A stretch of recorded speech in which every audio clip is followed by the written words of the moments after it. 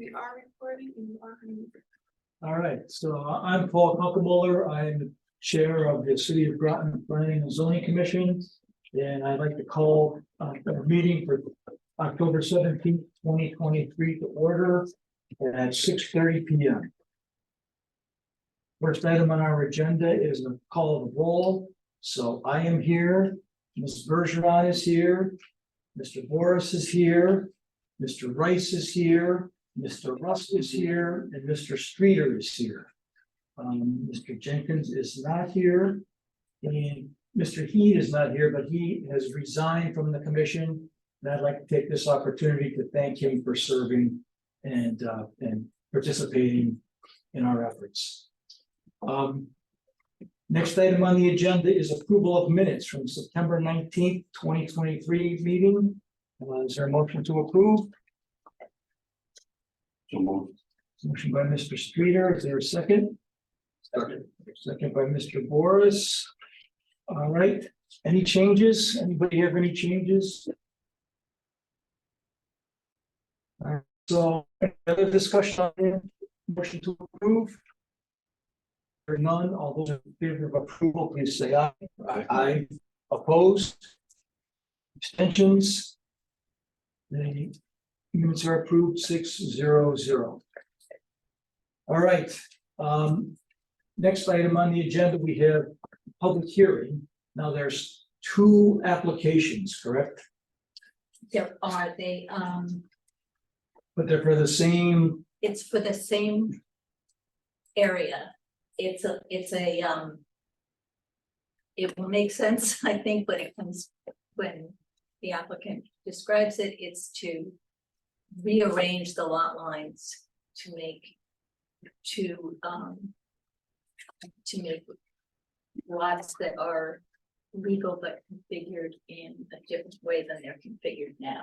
Is that fair? Yes, that pretty much it. Yep. I didn't feel like I can come up and Yeah. start going through it if you like. well, we need a public hearing, so I'll get that. Let me open that first, and then I'll ask you to come up. Sure. So can we do it as one public hearing? I guess that's my question. So Two votes.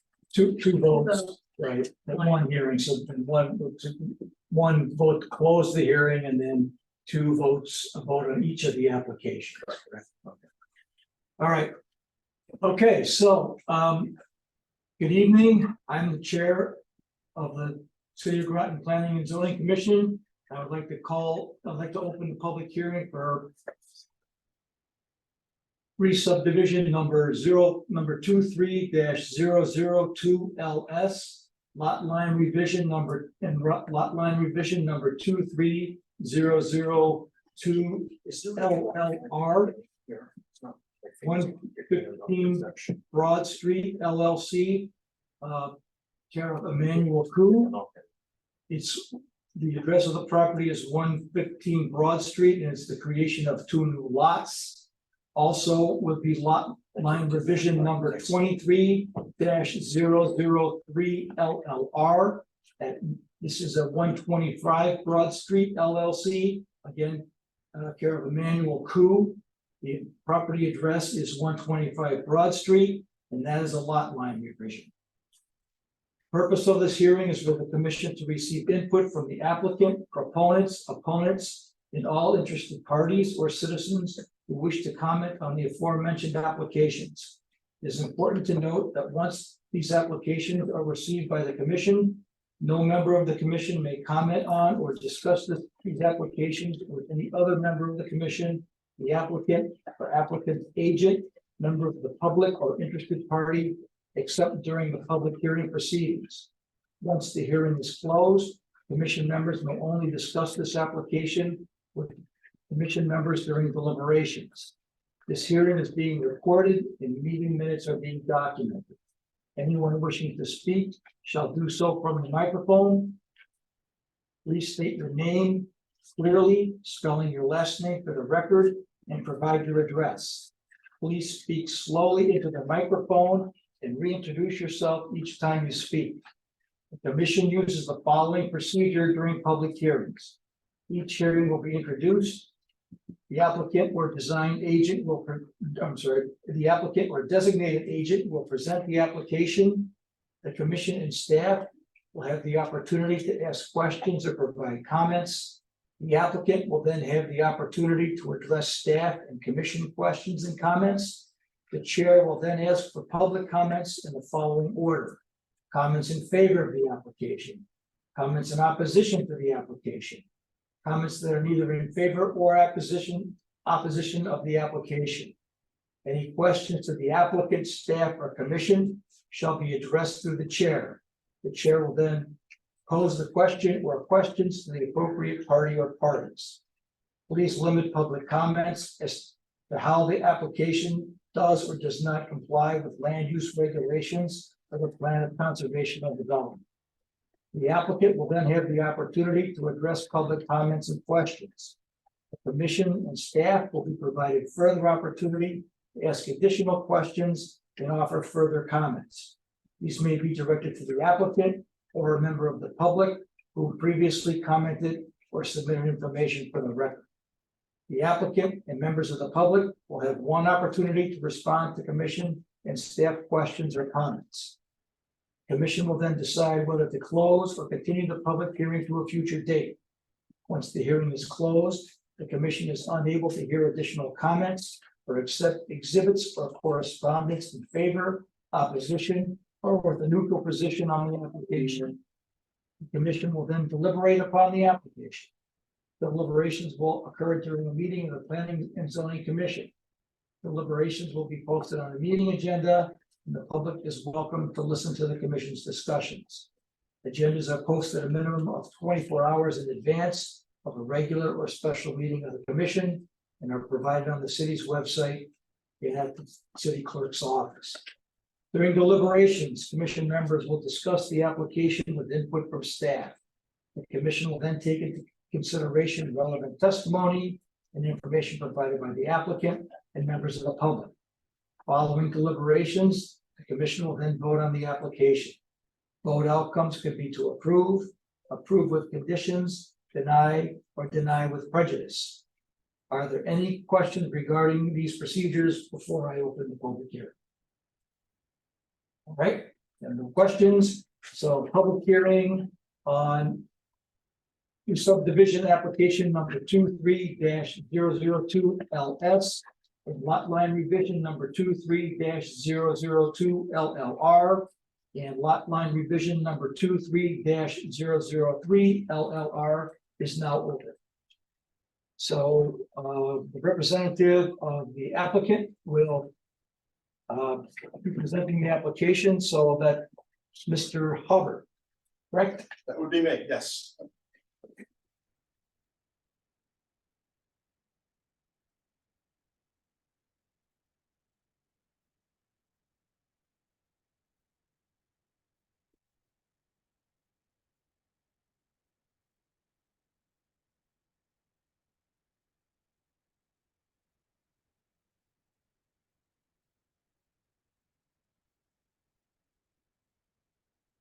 For the record, my name is Kyle Hobart. I'm with CLA Engineers. We're located at 317 Main Street in Norwich. Here tonight on behalf of the applicants for properties located at 115 and 125 Broad Street. For your reference, this is 115 Broad Street, 125. Located midway between Monument Street and Cottage Street.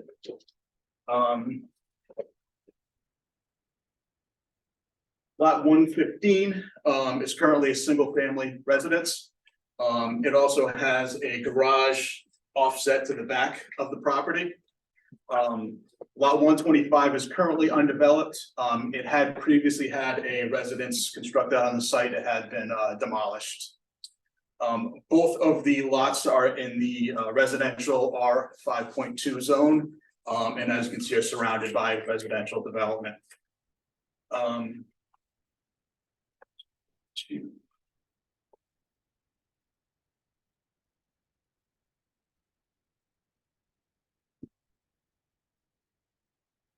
This is a copy of the existing conditions survey that's included in the plans. All I did was color up the two lots so you can tell which were the, it's two separate lots.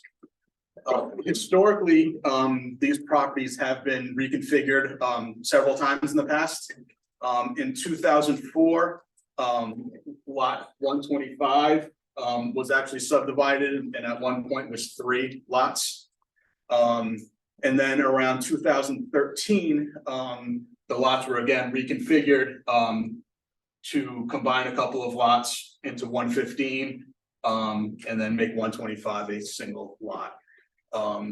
This is the current configuration and how these lots exist today as 2 separate lots, but as I've said, they have been reconfigured several times in the past. What we are proposing, what the applicants are proposing, is to reconfigure these 2 lots into 3 lots. And show you the subdivision map.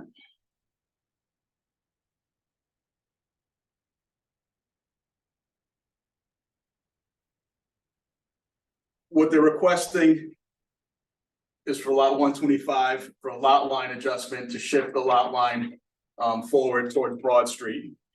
And then lot 115 would be split into 2 separate lots. Lot 115 would remain as a frontage lot, lot 125 as a frontage lot, and then the new lot would be a rear lot behind those 2 properties. Lot 115, this is currently a garage that's actually has an address of 115R on the garage back there. And then 125, all 3 of those lots meet the zoning bulk requirements for the lot or for the zone. We've also provided on these plans some conceptual layouts to show that a residence and the applicants had talked about trying to put a pool back there as well. We've shown a conceptual development to show that these lots are developable lots and they do meet the zoning regulations for the bulk requirements.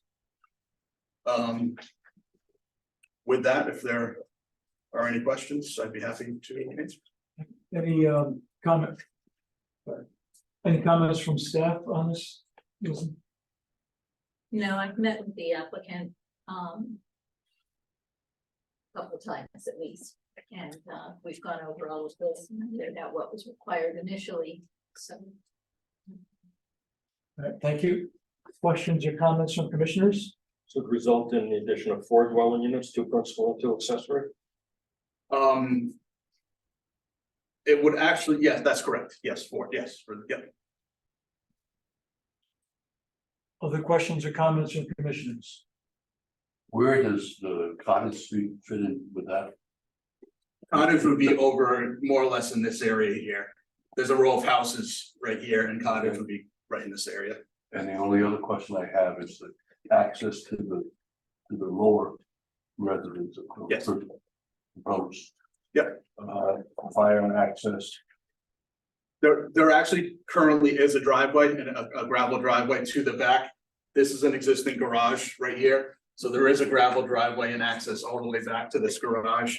And they'll be able to access through that driveway to the rear. Because that's why I was asking where Cottage Street was for fire protection. Connected to the fire hydrant and that. Sure, and they'll have access to Cottage Street and Broad Street for fire access. There was previously a residence, I believe it landed more or less in this area here. That had been demolished sometime after 2004. I'm not sure exactly when it was demolished. So is that part of the lot currently at grade? There's no Yes. foundation? No, there's no foundation. There's no left hole in over. the ground No, there's not. No, there's actually some gardens there now. Listen, does the fire department or fire inspector examine subdivision applications for adequacy of access? No, as long as it's not at this point. They if it was a large subdivision, we do send all applications to a group Outside email, themselves? no, to a group email internally, and they all have the opportunity to take a look at it then. When it's a smaller application like this, it's we figure we get feedback. And where do they hook into the sewer, the water? This rear lot currently has a sewer service and a water service, so that will remain for that. Lot 125 has, we've shown a water service connection into Broad Street as well as a water service connection into Broad Street. I believe there's a 12-inch water main in Broad Street, if I recall. So this existing building on lot 2? That's gonna remain? The back lot, Yes, that will remain, yes. and that's the house currently? That's currently a garage.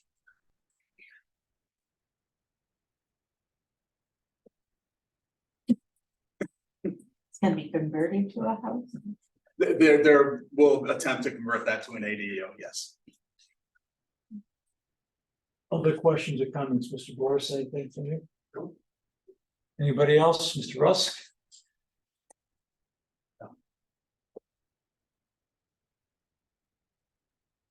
These will be one family homes. So all of, just to confirm, all the resulting lots are conforming, correct? You don't meet the regulatory requirements.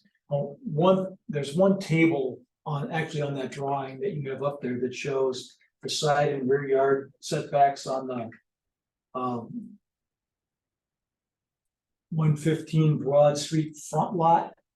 And it's showing like, it says side setback requirement is 4 feet, but it's provided ±3, and then it says EX in parentheses. What, can you explain that? That is an existing non-conformance on that lot. There is an accessory garage that lands right here, that lands within that 4 feet. Okay, And that's one of the lines that is not changing. That's an existing condition. And it's the same with the rear. Correct. Rear setback. That's correct. Yeah. Okay, so that has nothing to do with where the new lot line is going to be. Correct. Yes, that's the perimeter Okay. lot. So EX means existing. Existing, yeah. Yes, thank you. Actually, one, I just wanted to tag on to what Terry asked before. Just to be clear, fire marshal usually goes out with the building inspector when they go out together and make inspections. So it's at a later point, it's just not ours. That would be when there's some building proposed on the lot, is that when that happens? It's when they go in for their building permit. Other questions or comments from commissioners? Anybody have anything? The setback to the current garage that will become an ADU. Does anything about that setback change with the change in purpose? No, the setbacks are based upon the building, not the use.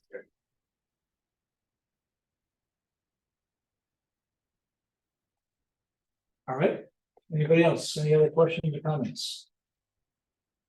All right.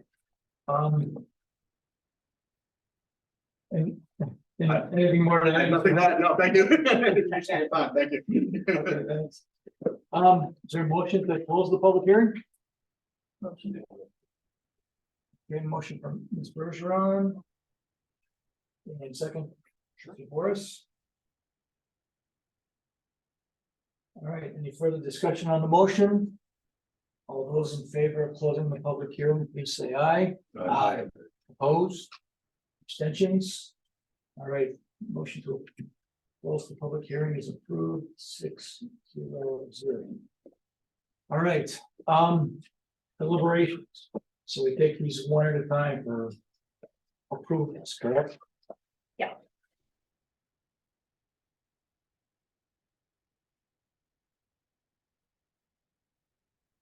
I guess we'll just work in order that they're on the agenda. So is there a motion to approve re-subdivision application number 23-002 LS and lot line revision number 23-002 LLR at 115 Broad Street? Take them separately. Yes. Oh, each one of those. Oh, I'm sorry. So the re-subdivision and the lot line revision, that's each a separate vote? Even on the same property. here. And in B with each. I'm sorry. My apologies. Is A, does 3A constitute two separate votes? You don't actually technically need the public hearing for the lot line revision.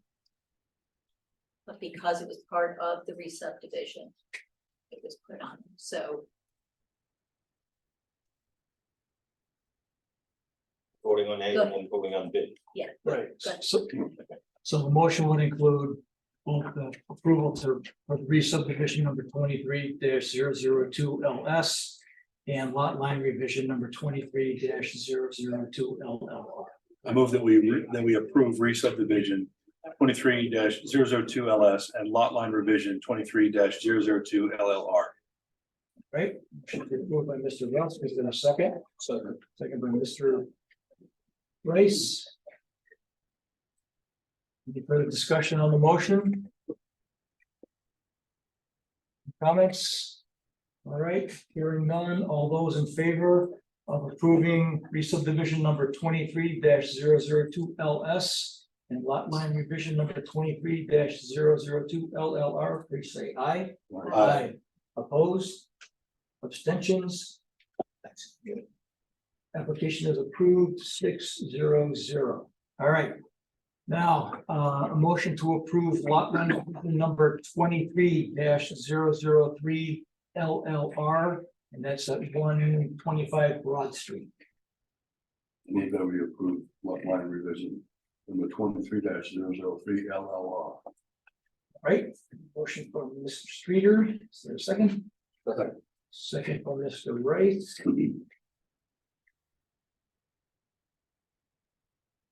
All right, any further discussion on the motion? All right, hearing none, all those in favor of approving lot line revision number 23-003 LLR, please say aye. Aye. Opposed? Abstentions? All right, that application is approved 600. Thank you very much. Thank you. Thank you. Congratulations. Could I ask a couple of questions just about Sure. policy in terms? What type of notice was given to neighbors on this? Because I would assume neighbors would be interested in this publication notice, or do they get mail notice? No, it goes into the. I'm sorry? It goes into the legal acts. But they don't get any individualized notice. And the other thing I wondered about, because I looked at the statute about accessory apartments, and I'm not saying, if the statute's good or bad, but we had the option to opt out before the end of last year. I don't think it was ever, unless I missed it, I don't think it was ever brought to the commission that we had. It was brought when it first passed. It was, okay, because I don't remember hearing, okay. I just want to make sure when there's statutes give us an opt out that we have an opportunity to address it. Okay, So thank you. the state statute stands, there is a by right allowance for ADUs, Yes. correct? Right, unless we had opted out. But we did not. Good, thank you. All right, anything else before we move on? So, regular meeting, we really don't have any, items under regular meeting. We had originally, were planning to talk about the update to regulation section 6.4 about daycare and 7.1 about parking to make our regulations consistent with the new state statutes. But we were not able to get those applications ready to go in time. Right? Correct. It was, basically a one or two in-person department, and other things come in. It's just the way it happens, unfortunately. Those two and the application for the change in regulations, for changing the northern commercial, general commercial zone to a general commercial residential zone have been, as of this morning, have been submitted to the clerk. So those applications are submitted as we had discussed last month. Okay. Yeah. And you will get those emailed to you. the other, you want to talk about a special? meeting? Well, the question is, I mean, all those are gonna need public hearings. And, you know, at one point, we had talked about maybe splitting them up, doing a couple of straightforward ones this month. And then handling the, you know, the zoning change for general commercial. You know, separately, at least a separate public hearing and possibly at a separate meeting. And how long it took us to get it all pulled together. But we wanted to also have opportunity this meeting to talk about the latest proposal that Leslie had distributed at our meeting in September. And so we would have everyone have a chance to look at it and kind of talk through it. The thing is that our next two meetings are November 21st, which is 2 days before Thanksgiving, and December 19th, which is, you know, a week before Christmas. So the question is, will we, you know, will we get enough public participation on those dates to, you know, hold public hearings then? You know, I mean, you know, Thanksgiving week is not necessarily a good week for members of the public to come and give comments. So one of the things that we could do is to schedule a special meeting sometime earlier in November. You know, and to instance, to replace the November 21st meeting, maybe we can hold something on the 14th or the 15th or something like that. And do it and have our public hearings then at a time that would likely be more convenient for the public to participate. So that it's kind of like people's input on doing that. If that's something that people think is a good idea, we can look for a date. We have to also look at the schedule for this room, correct? Because we're gonna have a public hearing, we generally want to have it in here rather than in a meeting room somewhere else. So. Yeah, if we could, if push came to shove, we could do it in the auditorium. Okay, that's another option. So, okay.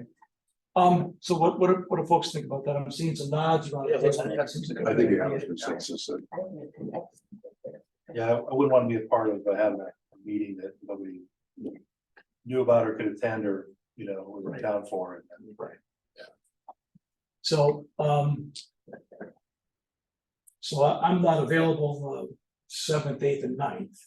So those would not be good days, but the rest of November, I think, is all right for me. Are there any other dates that people can't make? Well, it's the 14th, good for everybody. Is this room available on the second Tuesday? I don't know if it is. I mean, that must be. Tuesday. But if it's not, we can do it. It's not available, Parks and, no, someone needs to be in here. Is it Parks and Rec? It's the condo association.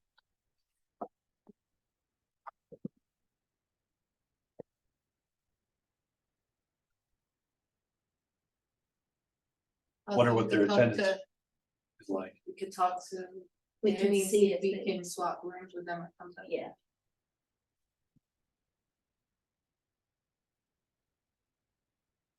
What else is Actually, that? sorry, let me just double check that. No, yeah, that was right. And what other dates did you want? Could be the 15th. Yeah, we can ask them to go to another. The Dems. On the 14th, we would just need to ask to swap rooms on the 15th. Depending on how long it's going to run, there's a meeting that's supposed to start in here at 7, so we might have to ask them to move us. Swap Yeah, rooms with us as well, I'm sure they would, yeah. yeah.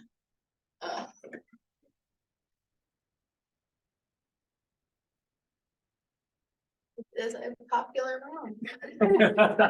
Well, you know, I mean. If worse comes to worse, we could always hold the public hearing in the auditorium, correct, yeah. or I that's- It's the actually- week I after. can't do it the 15th.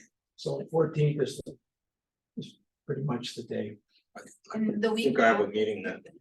Okay, And I won't be here. all right. The the week week after is after, Thanksgiving. or, I mean, like the 20th or 29th. 29th, maybe. Wednesday, the 29th. Mhm.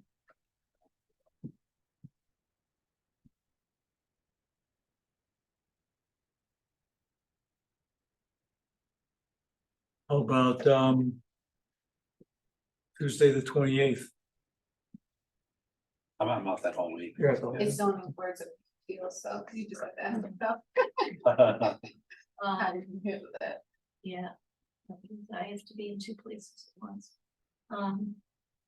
You haven't tackled that yet? My kids believe that I have. We believe I have eyes in the back of my head. Would the condo association switch weeks with us? I can, double check on that tomorrow to see if they can swap over Give them a choice, either swap or change rules or. or something.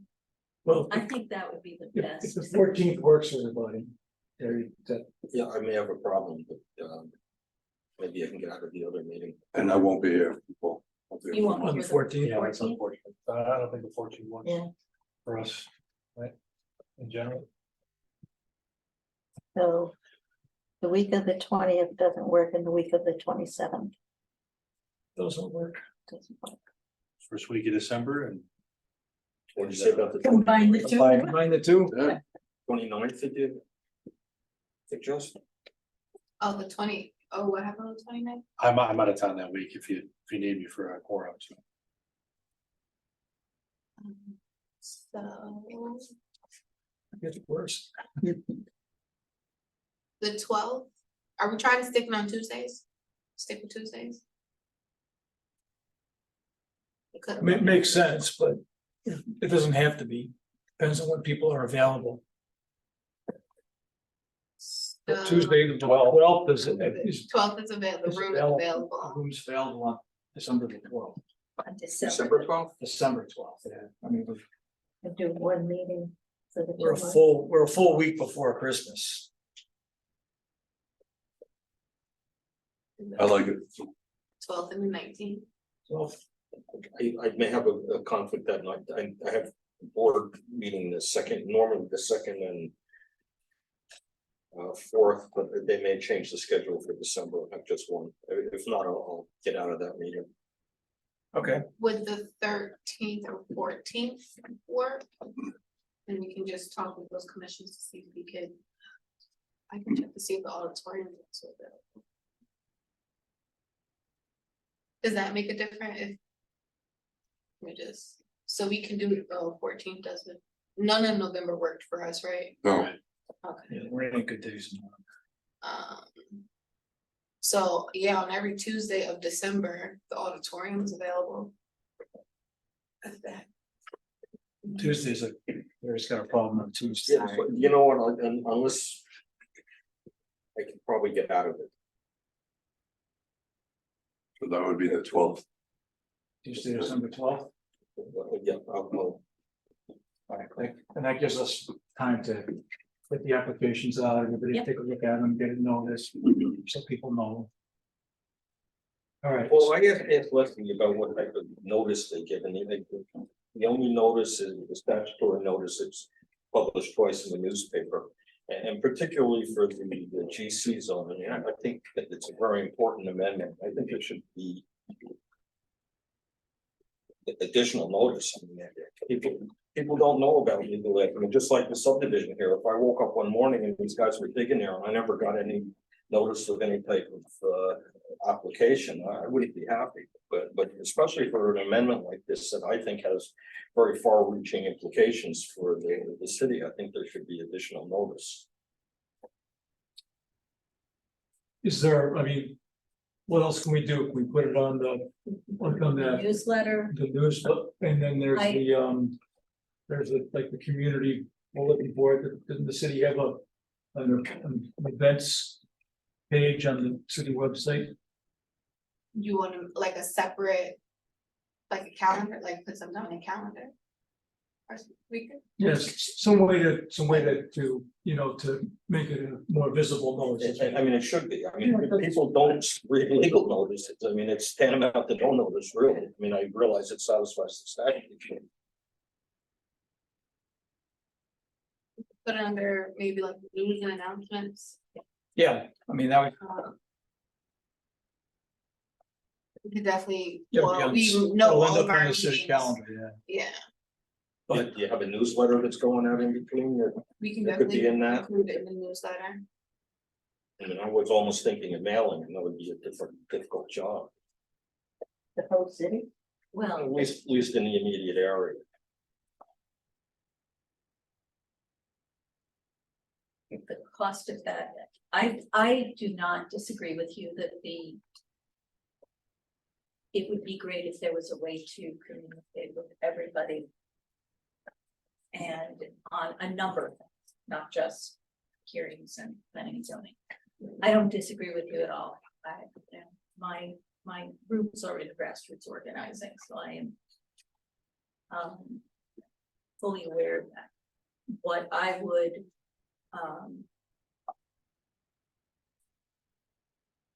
what I'm up against is how much it would cost to do a mailing. We don't have those kinds of things in the budget. And then also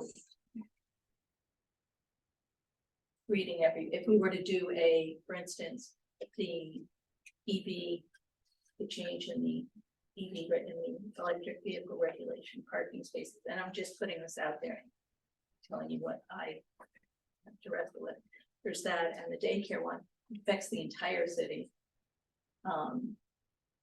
You know, to send a mailing out to the entire city, even if you know, we've looked at including it in utility bills, and it's thousands of dollars that we just don't have in our budget. I mean, I don't disagree with you. yeah, I mean, I don't know if you make a distinction, but I think those two are the ones that are not particularly controversial, but I mean, as I said, I think the GC one is important issue. At least relate to our regulations, correct? Yes. Yes, Would the newspaper accept this as short, there will be a meeting relating to upgrades to Press release? a little press release. That would be much broader. One Yeah. day. Give a news Not release or only something to the guarantee paper, that to they're gonna put a read story. it though, but we could definitely submit a press release Sure. for them Yeah, to. but I mean, you're suggesting like a news release to the newspapers? Yes, Yeah, it's a short announcement of that we're gonna have a hearing for it. Yeah, we're rescheduling, you know, the November and December meetings for Yep. December 14th, we're gonna have public hearings on these issues, so. And then I think that sort of covers us as far as, look, we went out as much as we could as far as public I notice. think it's a little bit better, yeah. And maybe even a link to the city Facebook page to advertise the newsletter. we can put it on the Yeah, Facebook with page highlights, as well. sure. Maybe a little bit broader. I hate to go to write to the Groton community forum. Let's blow up inside. I would say the only thing with the Like the list. Facebook thing that I think we would need to be mindful of is that you can't have the discussion, like, you Absolutely. can't have the discussion online. No, So if absolutely. anything, maybe we just have to monitor, we have to put in there, like, people have to come to the meeting to voice their opinion. You can't submit it via Facebook or something. And it also means that you all can't look at it Can't read, and Yeah. you can't can't read read any comments. and you can't participate. Thank you. Well, my idea was just that it would generically say that there's going to be a public hearing related to changes in zoning. Yes. You know, I mean, that's the vanilla that you get and wouldn't give away any details. No, but it may generate a Of course, comment section, yeah, that's the only thing. All right, So press release. Facebook and newsletter, the website. the website. Great, Good, thank you. All right. We can let Leslie finish furiously writing there. All right, so ongoing business was a review of the draft of the zoning section regarding multifamily housing and mixed use development. That's the one that you had, Leslie, distributed it at the last meeting, but people hadn't had a chance to go through it. So anybody have any comments, having had a chance to look through those? I have not. I did have a question. The prior version that we got in August. So number 8 under the principal permitted uses by special permit and site plan. Said mixed use buildings containing dwelling units and permitted businesses and services, and the underlying thing, which I assume was the addition, was up to 6 stories. And then the more recent version has mixed use buildings containing dwelling units and permitted businesses and services. It doesn't have the balance. Sorry, that's the addition of services. Well, you took out up to 6 stories.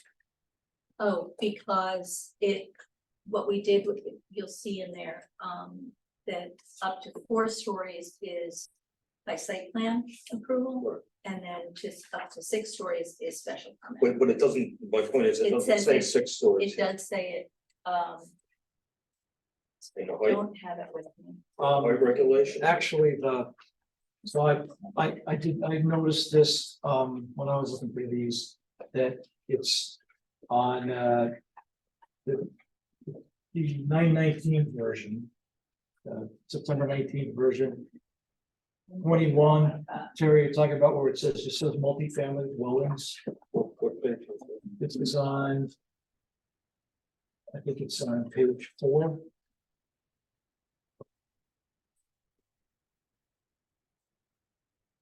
The 21 multifamily dwellings. Right. But it doesn't, that's where it doesn't mention anything about building height, the number of stories there.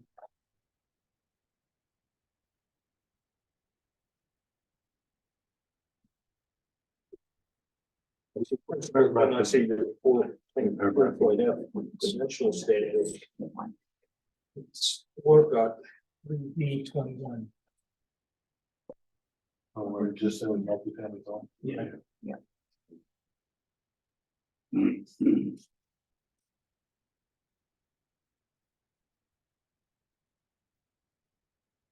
he said, a principal building. Maximum like 6 stories, but. It seems confusing. Where are you, Terry? Oh, you're on the table. Yeah. Page 6.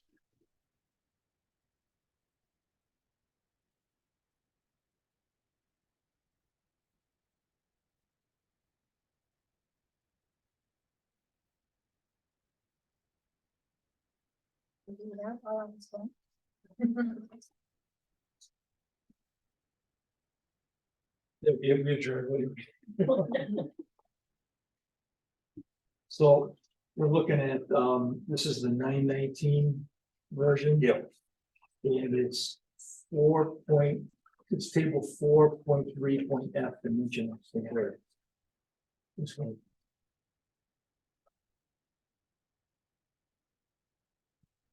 You're looking at the max height, 75 feet.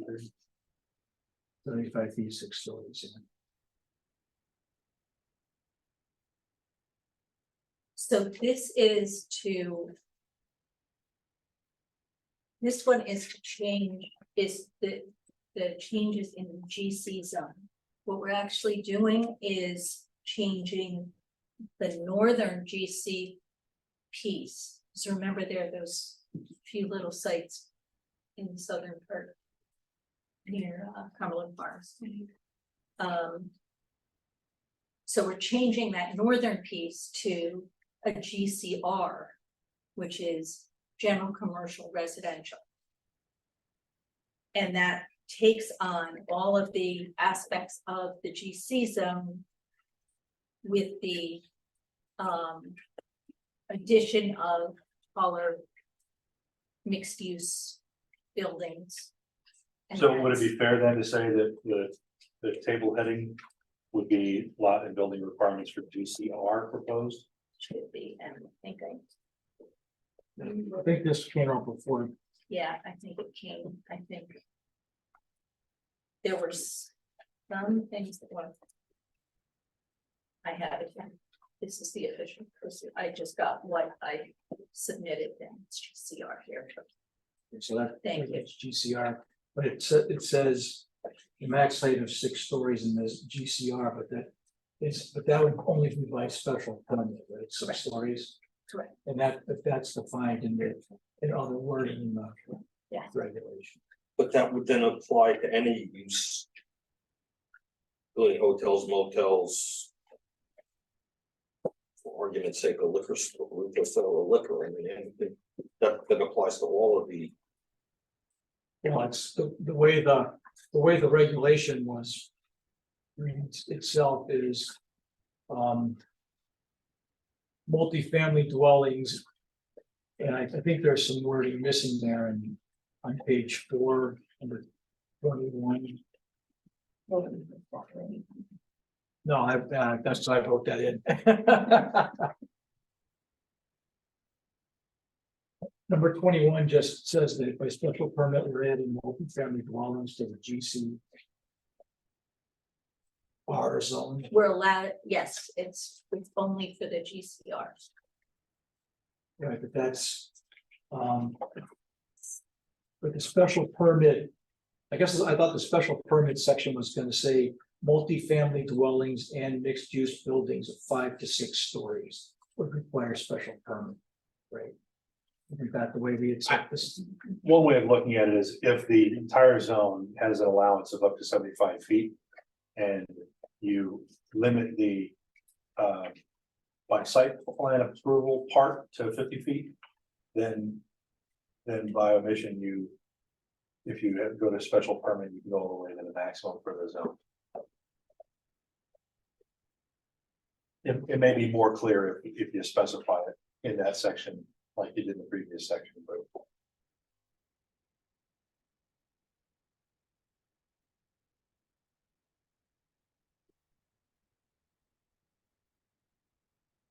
Repeat that first.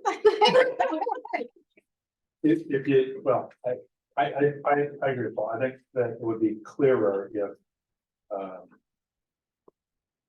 Because you mentioned the height restriction in the site plan approval section, that in the special permit section, you also mentioned the height. What height requires a special permit, that's what requires a special permit is multifamily dwellings and mixed-use buildings of 5 to 6 stories. Or else to be approved by special permit. You're gonna close over loopholes. If you look at number 8. Mixed-use buildings containing dwelling units and permitted businesses and services is under 4.6D, Right. which is special permit and site plan approval. Anytime you have a special permit, you also automatically have site plan approval. You can have site plan approval separately. Listen, I want to make this as clear as possible. I am Absolutely, that's what I'm saying. absolutely happy to make any changes. That, I mean, if it's not clear to all of you, then Well, I mean, we could, if we're saying this that requires site plan approval, if we said mixed. Well, we want to say multifamily dwellings, because we hadn't intended to force them to be mixed use, correct? correct. So if we wanted to say multifamily. And mixed use, or mixed use buildings, But it is a mix, to be 6 stories, you have to have mixed use. why, So I mean, I think you need the term mixed use anyway, but why does it, why do you need mixed use to have? because you can't have 6-story building unless it has another use in it. That's what, right? Wasn't that the intention? Not necessarily. It's gonna be option. I thought that was the whole motivating, when we said developers wouldn't put the the retail or whatever, and unless they could get 6 stores. No, it's to give them the option to have commercial on the first floor or not. They don't have to. I thought they had to. But that was, like I said, I thought that was the underlying philosophy to get them to do that. It's to allow them to. Right now, there are places within the city that either the mud is actually is the best example of this. The mud requires that it be commercial, that there not be residential on the first floor. But I thought you said that the reason you were going to 6 stores was because the developers talked to you and they said they can't put retail in unless they can have more floors. I thought that's the whole basis for going higher than 4. No, I thought going I above think 4 brought you into an elevator. And if you got an elevator, then 5 wouldn't do it, you had to get 6 floor. Right, yeah, that's that extra floor of rent. It's, I'm sorry, I think we have a miscommunication then. If the developer wants to come in and do all multifamily, no commercial at all, although that would be allowed, and it's allowed by number 21 in that same list.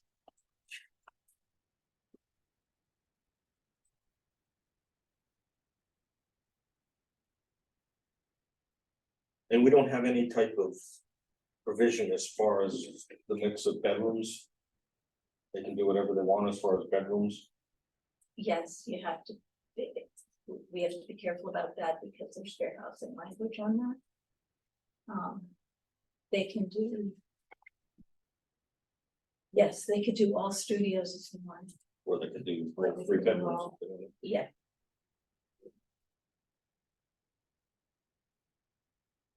We have any idea of how many potential units we'd be talking about by doing the rezoning? I have not run the numbers if the entire. Zone went to, 6 stories. And studio apartments, I don't think that. I have not run the numbers, it's more a footprint and. We're pretty close to. When we can handle the density. So, I mean, I've expressed it, I'm not in love with the 6-story, I mean, 5 stories for that matter, but. I've done this type of work in New York for many years, and when an amendment comes in. They have something called the State Environmental Quality Review Act, which you don't have in Connecticut, but. The information, I think, is essential information that you need to really be able to assess something like this. I mean, they'd be required to figure out the number of units, generically look at the traffic impact, the water, sewer, the planning basis for it. Visuals, elevations to see what it would look like. And I don't see how. But that comes in with the specific applications. But once it's zoned, if people want to do it, they're going to get to do it. When the zoning is enacted, that's really the point in the whole process where there's discretion and where the policy is made. And those are the types of things that I would want to see before I could even consider voting in favor of something like that. I just don't see how we have enough background, enough of a record. Well, we typically is handled on an application by application basis. That's when they go to the Groton utilities and determine if there's enough water, and they have to do a traffic study and sewer capacity and all those kind of things.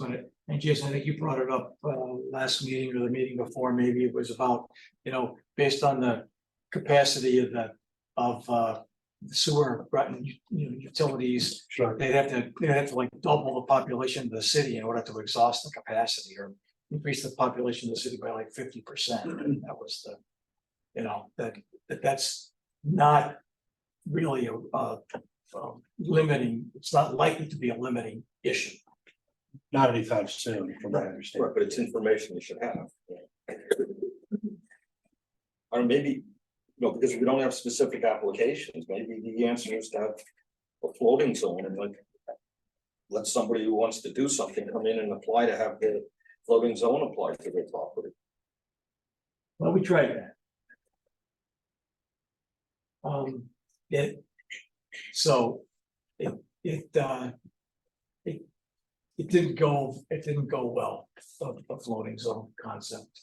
But it's still out there. It's still out there, it's on the It's still out there books, people can floating. do it. I'm sorry? It's still out there floating, Yeah, so people can utilize it. but they can only use it It's not here. for the mud, they can only use it in Five Corners or the WBR. I will tell you one of the reasons that I am not a big fan, I think there are places for floating zones, but when it comes to development. One of the reasons I'm not a big fan of it is that I think one of the most important things about development and doing it well is that you need to look at development as creating a place. Creating a place for the public, not just those who live inside the buildings, but what kind of public realm are you creating? And that means being able to look at both sides. There's a more detailed, more sophisticated way to do zoning regulations. And that is to do a complete form-based code. And we've talked about that before. I've done them. I've done a few of them in Connecticut. It is, in my opinion, it's the best code you can have. But we are small, we do not have the staff or the money. I mean, if I've handed out pieces of proposed form-based code and over the last 3 years to everybody at various times, and we've gone over it. It takes doing a lot of other groundwork to get it done, and we're at the point where we know that there is a demand for more development. We know that there is, this was sort of the first step moving towards something that is more form-based. I can write a complete form-based code, but then it's my code. That's not really the problem with that. The problem that I'm having with it is that the types of information and impacts that are just related, we don't know. So, I don't see the justification in the record for such a significant amendment. Well, there are differing opinions about Of course. that on the commission. So we can put together a proposal and move forward with it. We'll take it to public hearing, see what the public thinks, and then we'll decide. Right, that's how this works. We'll get everybody's opinion, and then we'll figure out what we want to do. If there's a significant amount of opinion that we need to do more homework, then we can get sent back and do more homework.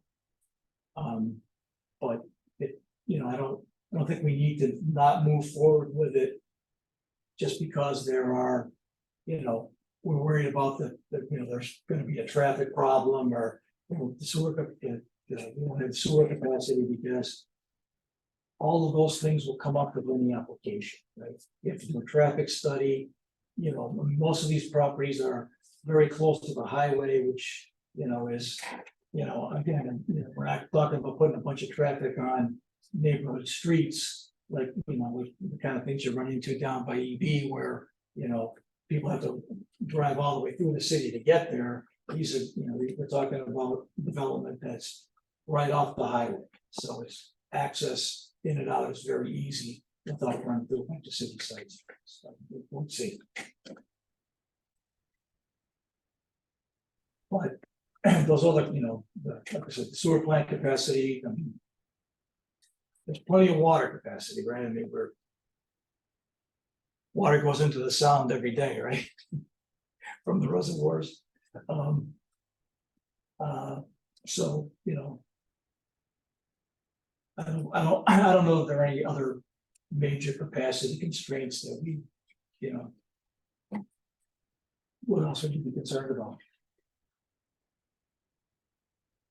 Like you said, we have opinions. Yeah, so that's fine. So why don't we, let's walk through, make sure, you know, all this makes sense in terms of what we're. Spend a little time, make sure we're all clear with what it's going, what we want to say here. And then go ahead and move forward. Please. On the subject of revision control. I'm working off the 2019 version. I know Leslie has a more square wave version of something that you've taken some of our. Well, feedback. yeah, there were comments Yep. that I then incorporated. I was planning to anything, but I'll gladly email all of this to all of you tomorrow. First thing. Any chance we could get a printout for the discussion tonight? Sure. Yeah, because I'm just thinking, instead of, you know, here's 21, nobody's got the same thing, at least it'll all be there. Well, what I was thinking, to continue the thought out loud is, no, I'm just, like I said, I was thinking out loud, but I wouldn't want to stare down some duplicates, typos, or misnumberings or anything like that in the midst of a public hearing.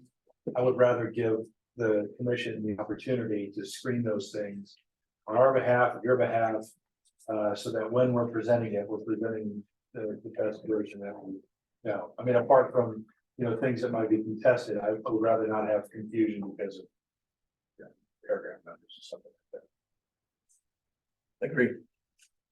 So what's the, I have a general question about this process in relationship to the P O C D. We're updating that in the next few years, correct?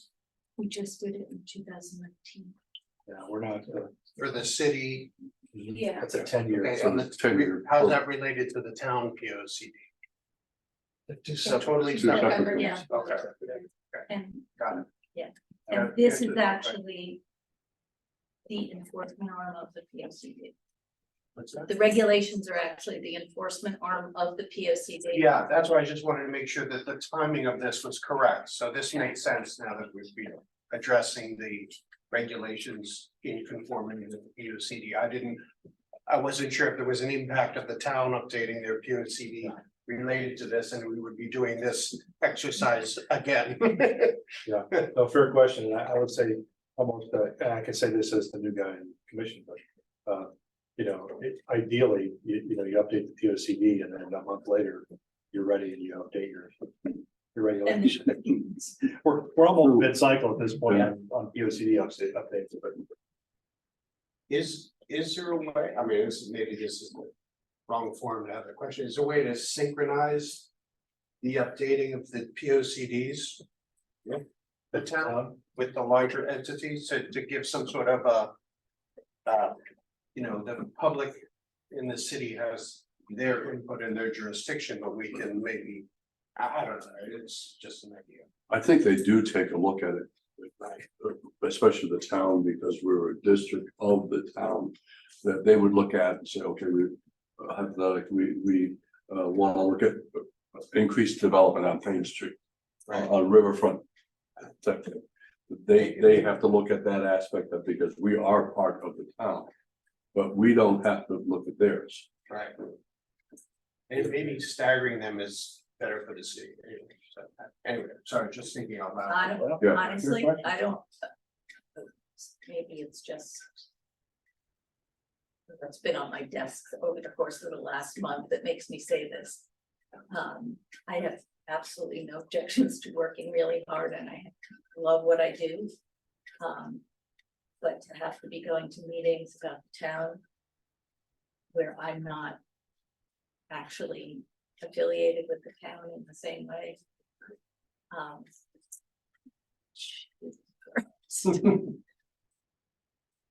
We had an interesting, going back in time, an interesting, Paul, you might remember this. When, before Leslie came on board, before Dennis came on board, where we utilized the town plan. Yeah. That's when we got into some interesting conversations, because the town planner was used to the town's documents, and regulations. And come over here and try to apply that same regulations here with it then. And so we had some interesting conversations. I ran into Barbara. Huh? I ran into Barbara privilege of police. I ran into him the other day, by the way. Mike's. The town adopted their P O C D in 2016. Mr. Planner And from we the were town. a couple more years behind 2019. You were on it, playing that song back Right, and I mean, to some extent being out of phase, to allow us to take a look at errors and see where are we consistent, where we may want to be different. I mean, we don't, because we have actually, legal and right and responsibility for the P O C D for what covers the city, right? Because we are in fact, I think, a separate entity. And it's just like, we have legal, we have jurisdiction over, say the school buildings, right? I mean, the town owns them. But what, in terms of the regulatory responsibility, that belongs to us. That's the city's regulatory responsibility, even though it's a town property. It's in the city, it's our jurisdiction. But it's, I mean, I can see advantages both ways, but if we're a little bit out of phase, we can, see what the town is doing and where we want to be consistent, where we want to be different, because but I don't know how much. I don't know how much content in the town PSCD actually applies to, they don't have like a development plan for Bain Street in there, do they, And ours for trumpet. Speaking of visit districts, how old is that? It's That's our new print. that's a new picture? Oh my God, I've never heard one so slow in a business.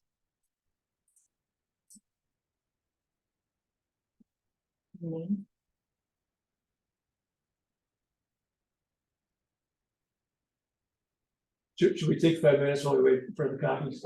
How we do that? Let's just turn that off, Paul. Leslie. Hello. Sorry, can you hear me? Yes. This is Priscilla Jonah. I apologize. I don't know if I'm allowed to make any comment or questions in the process. I don't want to interrupt.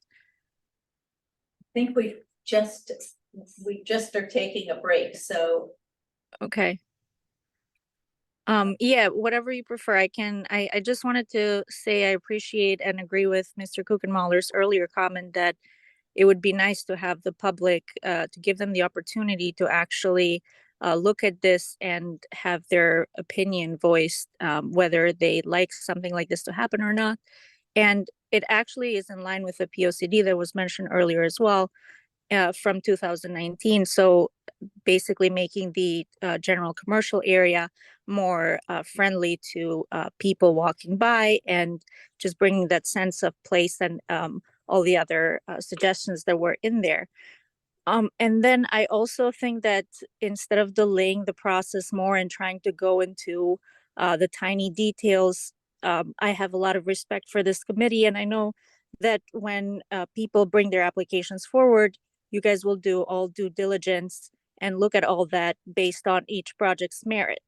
And obviously, that's something that I think shouldn't be brought into this early stage. And it's rather something that's going to be addressed later. And also, I'm not sure if the draft has been published yet. I know you probably have it in front of you, and I'm not sure when that's going to be available to the public. And as far as I understand, you are doing the next meeting, the December the 14th. So correct me if I'm wrong. It will be public long before that, but it's not public quite yet. Give us a day or two. Priscilla, I promise you, you're on the top of our list. And I believe we Okay. chose December Dated. 12th. Yes. December 12th will be the public hearing. Oh, December 12th. Okay.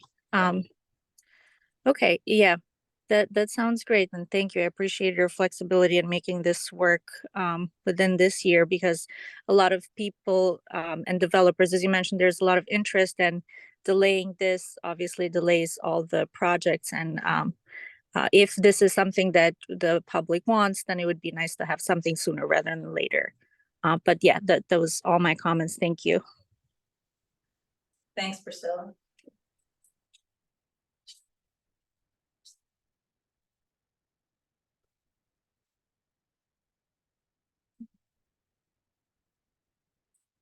So while we're on break, Are we still recording?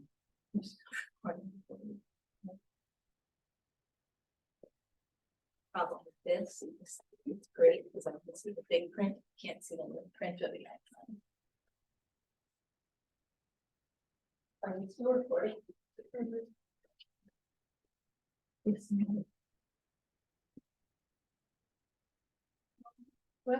Well, we took a brief recess while you were making the copies. But we're, Ms. Priscilla's online, she has some questions for us. Okay. No, sorry, I don't have any questions. If the meeting is over, I might go ahead and just log out. Yeah, well, it's not over. We just took a recess while we were having copies made of the updated version of the proposal. everybody heard your comments. Technically, you were off the record. Okay, no problem.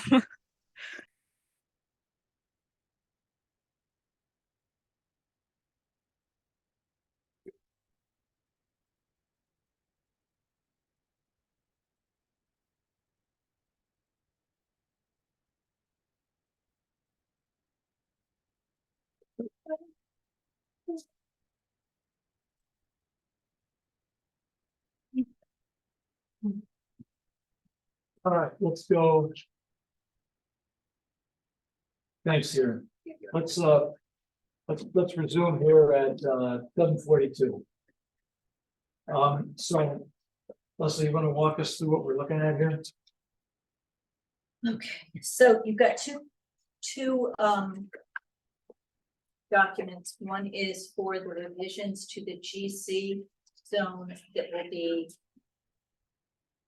and they will only affect those smaller parcels in this central part of the city, like where Cumberland Park. And it's all been tracked.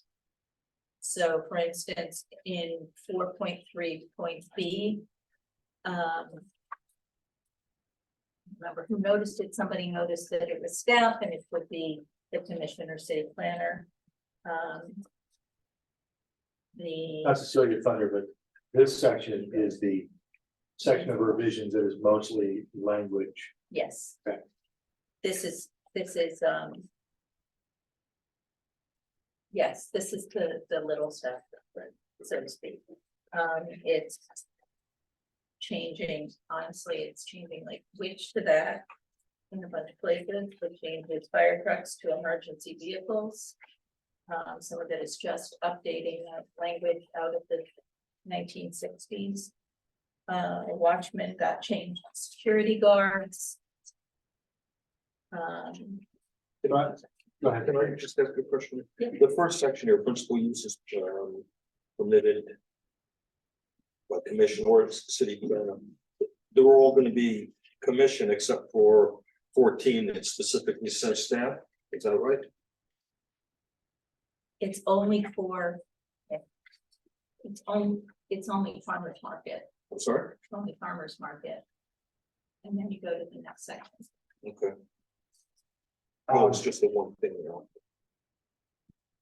Well, no, it says city plan. No, I'm questioning here. It says principal use from by site plan approval, commissioner, city planner. So the first 13 need site plan approval by the commission. Of number 14 mentions staff. So that's the one that the staff can do. There's, Just the last clause, Just 14. temporary or special event Yeah. are permitted, subject to approval by staff. I'm gonna back up a minute. There are minor amendments to applications and there are major amendments to applications. And generally they are, I mean, sometimes somebody comes in with something really little, like I wanna put stairs in here. And it is not going to affect any health, safety, or welfare aspect. It's not going to, you know, it just is a little thing, but it's an amendment. They're looking to change something in an approved document. When it's a little thing, it is considered a minor amendment, and staff always has the ability to sign off on that. I happen to have worked for somebody who was grossly negligent, in my opinion. This was years ago. Who would sign off on all kinds of things as minor amendments. I will never, ever do that. I haven't ever in my career. I am not interested in signing off on major amendments as minor amendments. If it is something that affects water flow, if it is something that affects parking in a, you know, in a way that's gonna make a difference in numbers. If it's I always err on the side of bringing it to the commission. So in fairness to Terry's question, I think you took a different path, because he was looking at 4.3 Charlie. And it says, permitted by site plan approval, commission or city planner. And then all the way down, you know, 1 through 13 have no clauses to them. Right. Number 14 has a clause at the end that says subject to approval by staff. So I think what the way I read that was the permanent site use, the principal use rather is permitted by site plan is as a parklet of 5 acres or less with no active recreation or commercial uses for public access. Maybe it's weird to have this clause there, but temporary events are permitted by staff. So if the commission approves a parklet of 5 acres or less, that is passive recreation, big old grassy field. Staff can approve that a traveling circus can set up shop there for a week or whatever. That's what I understood that clause at the end to mean. Not that staff could approve the permanent use of it being a parklet. Yeah, I think it might be because it's set off by a semicolon, which makes it stand by itself. You might think it's odd that clause is there. Because that also might apply to other properties, you know, where staff can approve a temporary use, you know, that in a space it's not a parklet. I don't know, but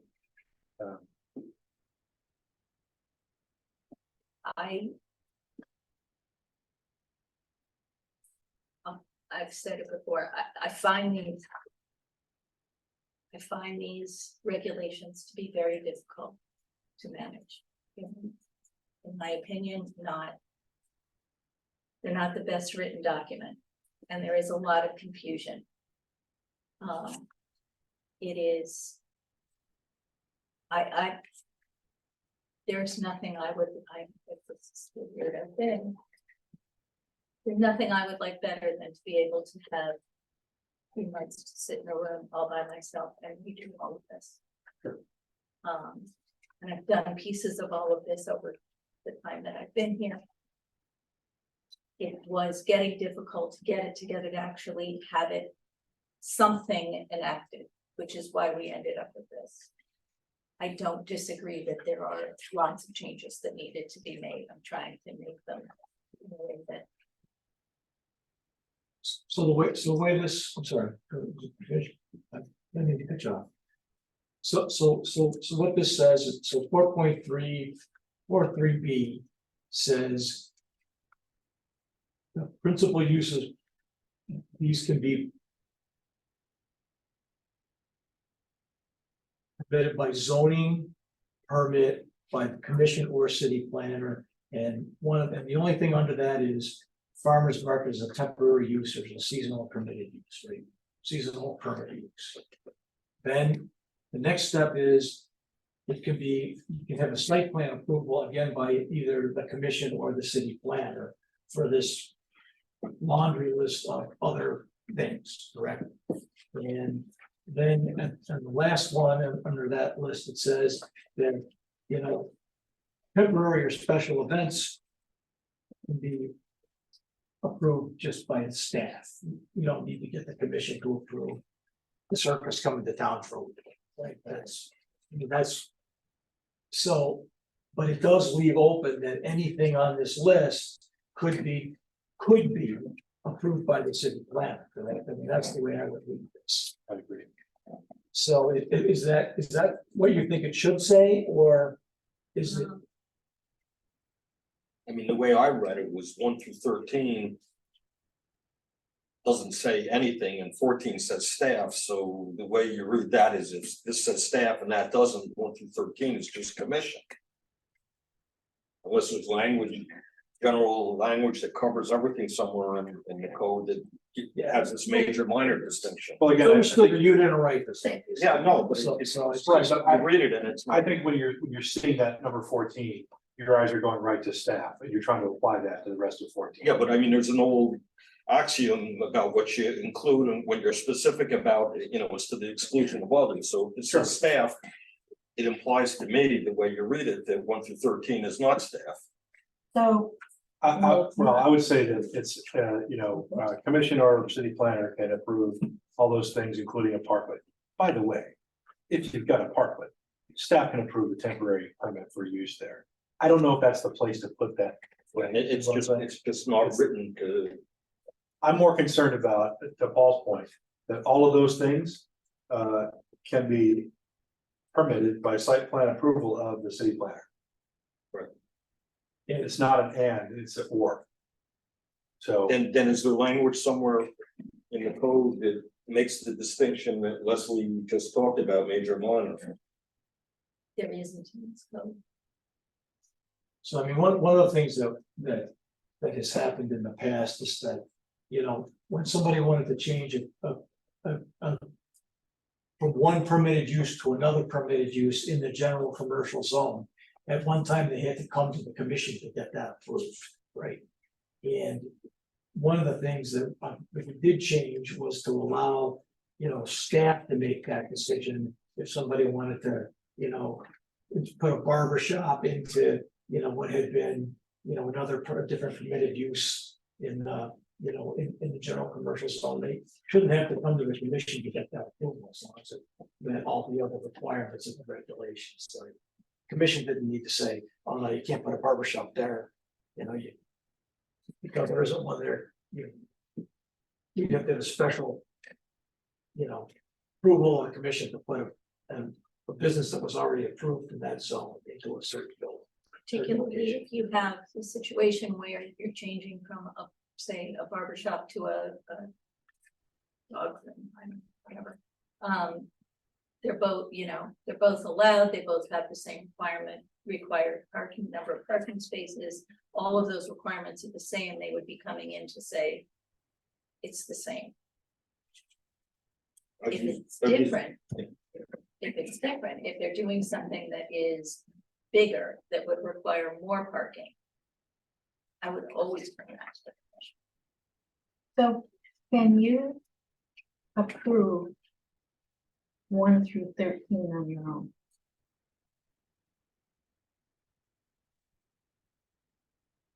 If it was first of all, I would never approve a marijuana dispensary, especially the first one in a municipality on my own.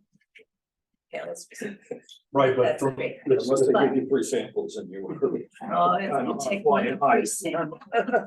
right, but from the strictest read of this language gives you that, you know. But if what it is. Okay, a retail business is actually a really good example. A retail business, one retail business could be, you know, a comics, you know, store that sells comics. And another retail would be, a place that sells, candy and newspapers and a little corner grocer.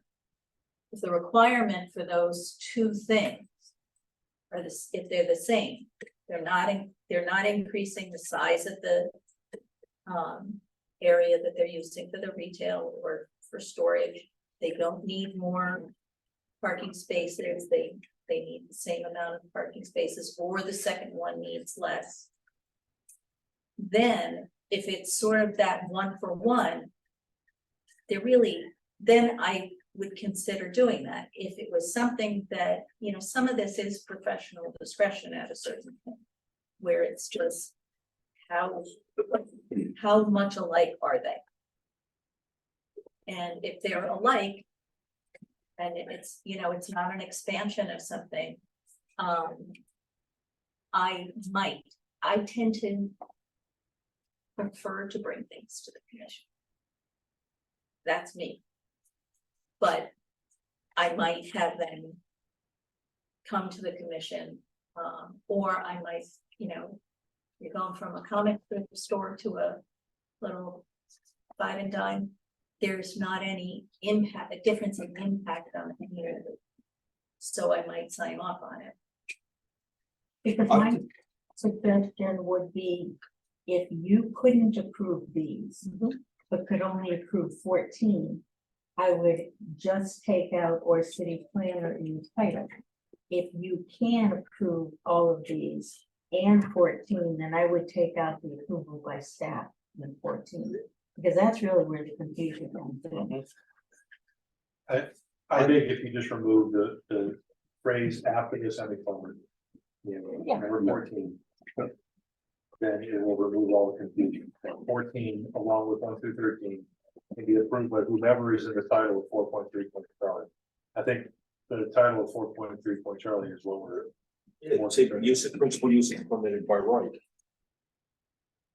I was gonna say, what I frequently see for requiring site plan approval is changing footprint, changing use group, like going from number 2 to number 8, just picking them randomly, changing parking requirement or changing facades.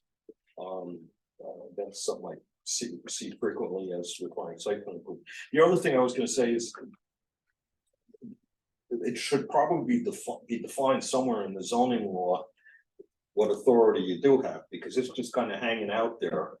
So, it defined that staff can do minor site plan changes, but minor should be defined in some way, like maybe even the way I just said for defining site plan. I agree with everything except for the facade, depending upon what the changes are to the facade, maybe. Yeah, no, that's kind of a subjective thing that some places have and some don't, but yeah. So what are we doing here? Am I taking off the? Taking off. I think we're taking off. Taking off the temporary, which answers my question. Unless It's we, still on the staff and planner or the synonymous to that. I think it was intended to be, but is it? Because that's what I was saying, all right, so, hey, I wanna have a circus on that thing, I'm gonna go to the police chief, he's staff. I think you made an effort to remove wherever it said staff, update that to city planner. Yes. you fixed that. Yes, and I did, take out building official and change it to zoning official, because it's the same person. It might not always be the same person. And that is basically it for this one.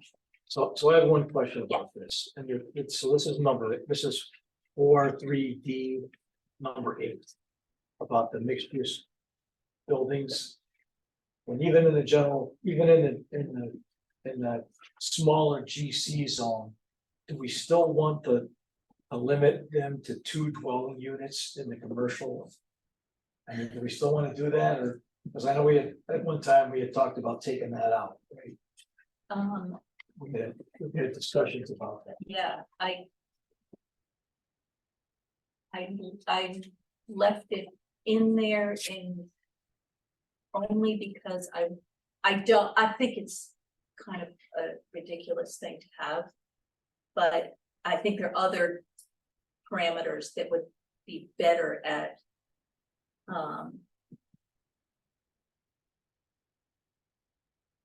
keeping things from getting too big. But that said, I was trying to change as little as possible in what's remaining the GC zone, so that if we're gonna deal with pitchforks and torches, we only deal with them from one end, not both. It just, you know, I mean. I don't disagree with you. So, I mean, any other opinions on that? I mean, what do other people think about that in terms of leaving it or taking that wording out? Well, like Leslie was saying, I think that if you remove that phrase, and no mixed building shall contain more than 2 dwelling units, you're not opening any floodgates, because you already have height restriction and other things that would put more boundaries on how many dwelling units you could have. Right, I Do mean, you wanna limit them to 2? Well, it's currently limited to 2. but if we take it out, what you're saying, Jason, is we're not gonna create a big floodgate of. Right, you won't suddenly have a tower. Right. I mean, it's still 35 feet is the height in this section. So there's other thoughts on that? Then take it out. I'm for take it out, but I look at it as, I don't want somebody to think about coming in here to build and see that, and think I can only do 2. And have that stop them from even applying. I'm happy to take it out. I don't have any Consensus. objections to taking it out. other thoughts?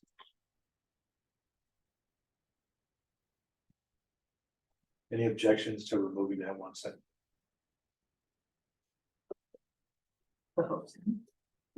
You just mean the, and no mixed use. Right, everything after the semicolon, and no mixed building shall contain more than 2 dwelling units. Use of the semicolon. Semicolons always get you in trouble. All right, so that's going. No one objected to it. All right, So did we, did we settle on language for the header there, 4.3.c? Commission, which would be plan? yeah, I think. We just took out the temporary, the semicolon and 14.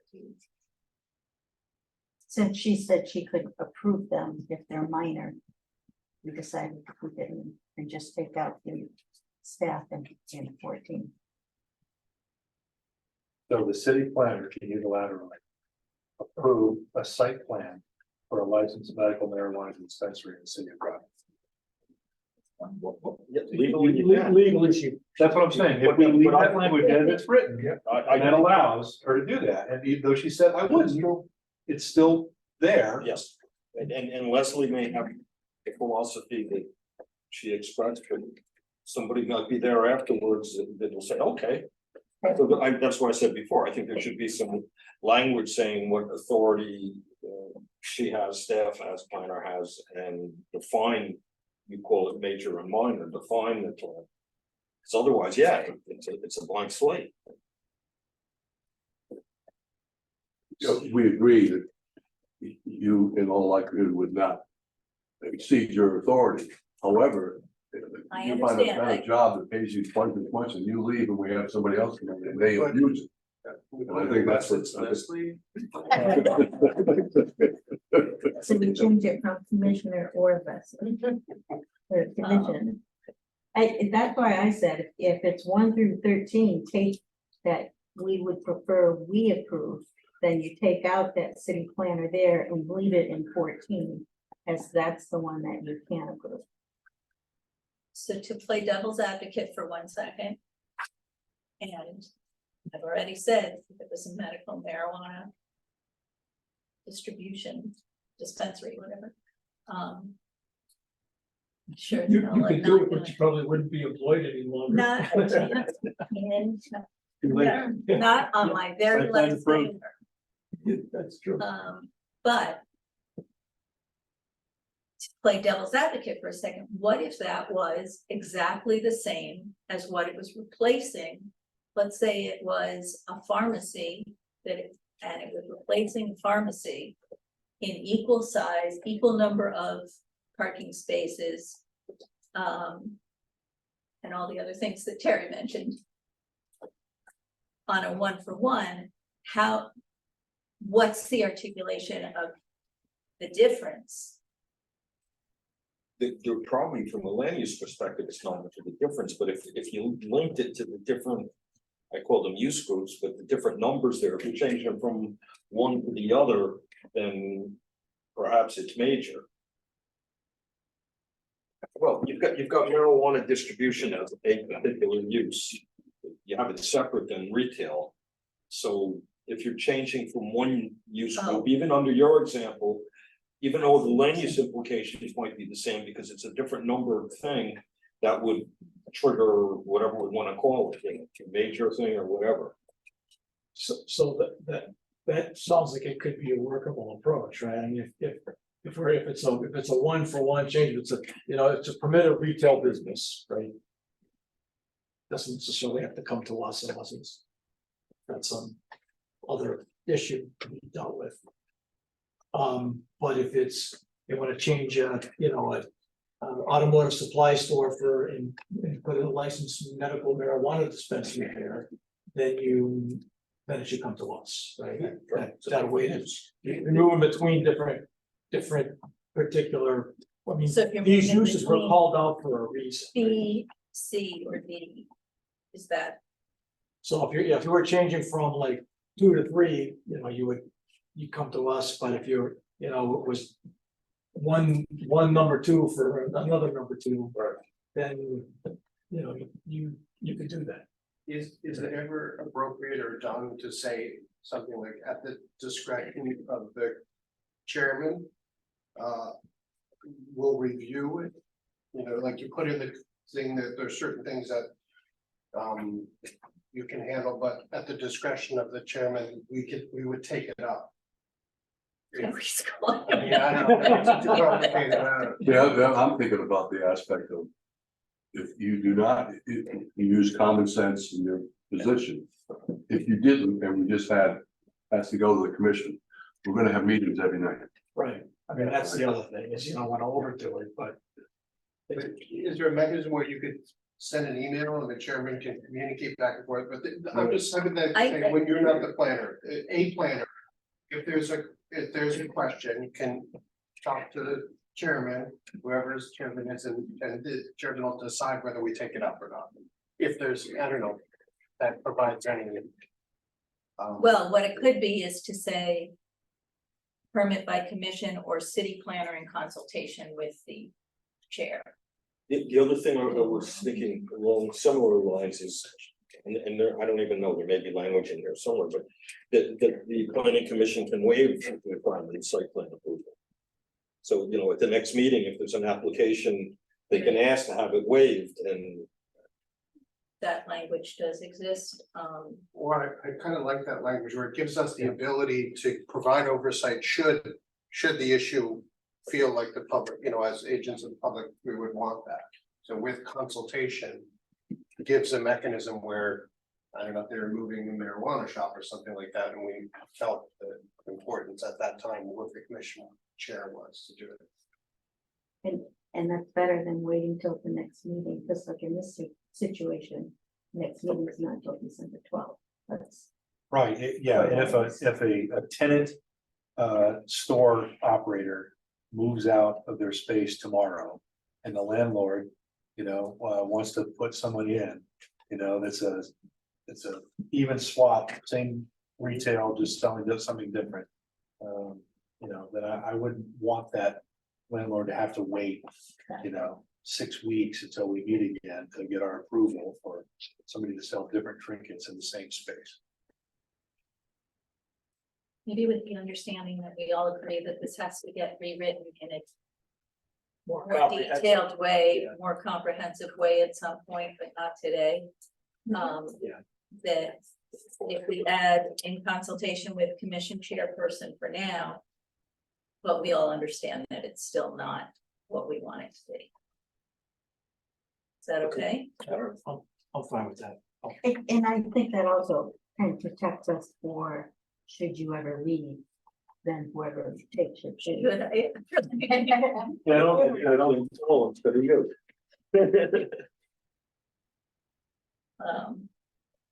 So, I had a 30,000 foot question.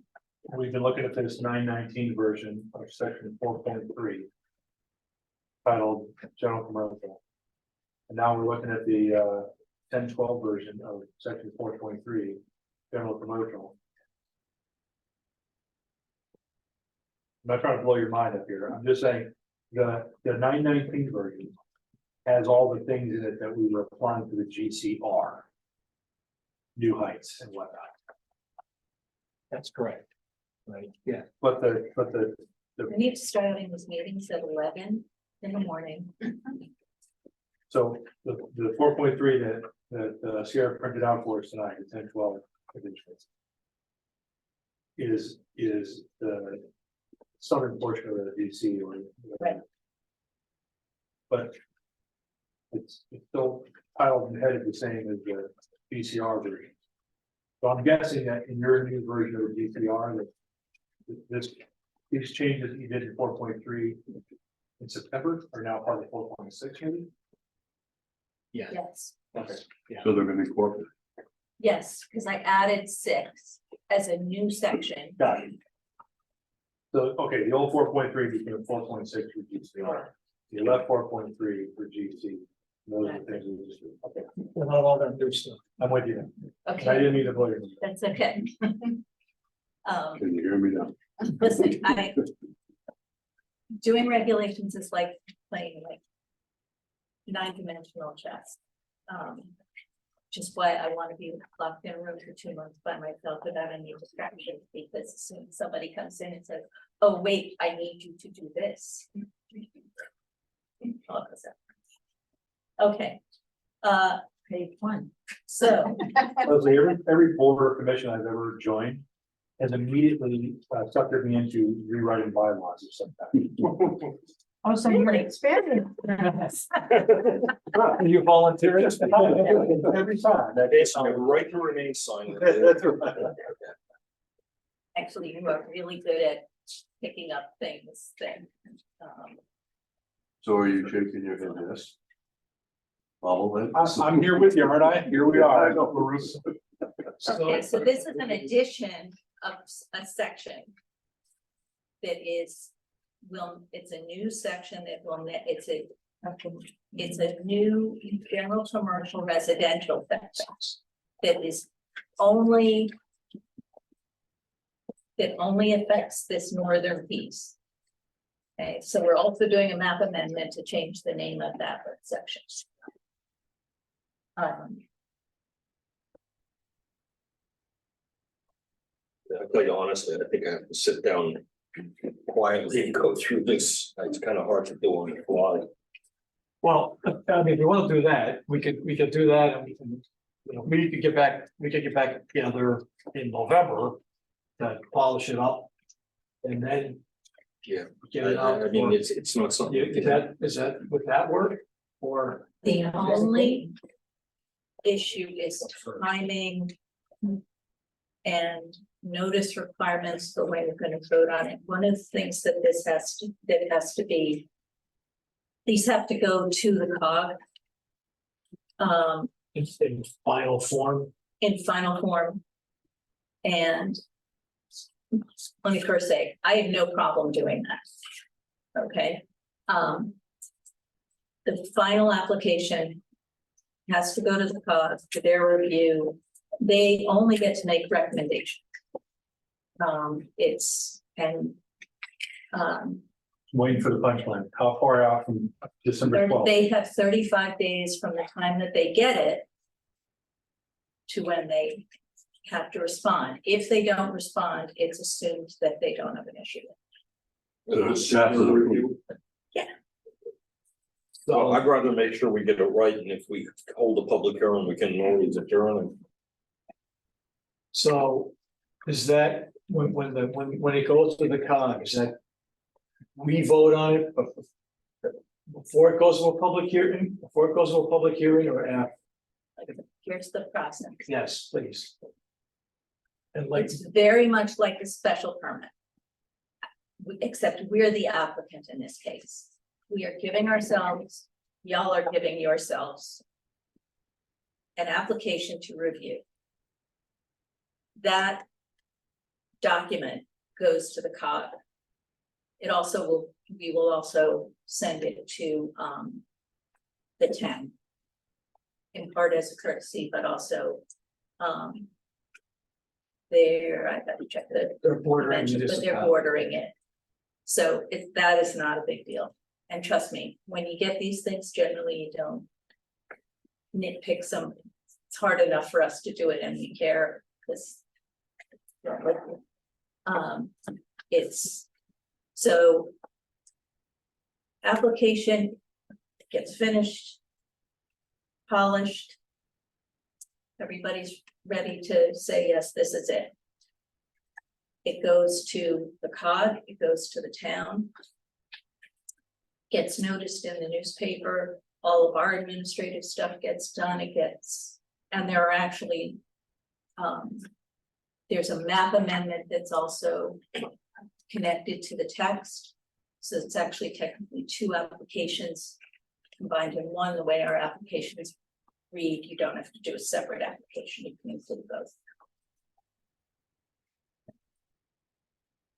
Then, so the legal notice goes out in the paper, everybody reads the minutia, teeny tiny 0.5 font. Says, oh my, I'm really excited about this, I'm coming to the meeting. Our meeting is scheduled, that information is in the legal notice. We also we'll do all of the other notices that we talked about. Then at that meeting, it will be, the process will be the same as a special permit. There's the application, there's the submission. I'll probably be the one to present it, but if anybody else would rather present it, happily do that.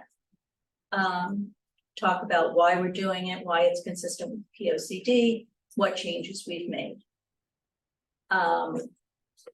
Then public is allowed to speak. Those in favor, those against, those who just want to make a comment. If there are other questions, it'll be very. It's just like a public hearing for any other application. Once there are no more questions or comments. Once the commission doesn't have any other information they need. Close the public hearing. Go home and go to bed or make that decision that night. And then it gets published in the newspaper. That notice of decision will also make sense to notice it in the other places that we've advertised it. If the public were to make some recommendations or comments that we should, geez, we didn't even think about that. All right, so now we incorporate those into our draft. Does it have to go back to the COG again? Well, here's where it gets sticky. It depends upon what it is. Okay. Just as it would be the case with any other application, you can't make something bigger and more. Mhm. And again, there is a. So we have the latitude to say this is not significant enough to require it to go through COG. Right. Kind of like commissioner staff. But still, we have to be done with our final draft Yes, and submit it to the COG. And give them 35 days before we would vote to ratify it. So we would need to get it to the COG. And if they, assuming they didn't send any kickback, the earliest we can do that is November 8th for a December 12th. Meeting with public hearing. and vote. Actually, it can overlap, you can open the public hearing, but you can't vote on it until the 35 days have passed. Gotcha. So it's possible that they wouldn't. It's rare, but it's possible they wouldn't comment on it at all. Okay. Everyone that I've had. Every time I've done. Set of regulations and it's gone to COG, it comes back, no comment, because, yeah. The reason that it comes back, no comment is they're actually looking for the effect on, and between two or more entities. New York, they have a similar thing, general municipal law review. And in the county that I do most of my stuff in, they come back with pages upon pages and stuff. And you need, if you don't agree with that, you need a super majority. So, Yeah, no. Go forward. I've never, I've What- never had, there's always first time I've Is done. this the it, but document it's- that we have our own with? Not these, just this particular one.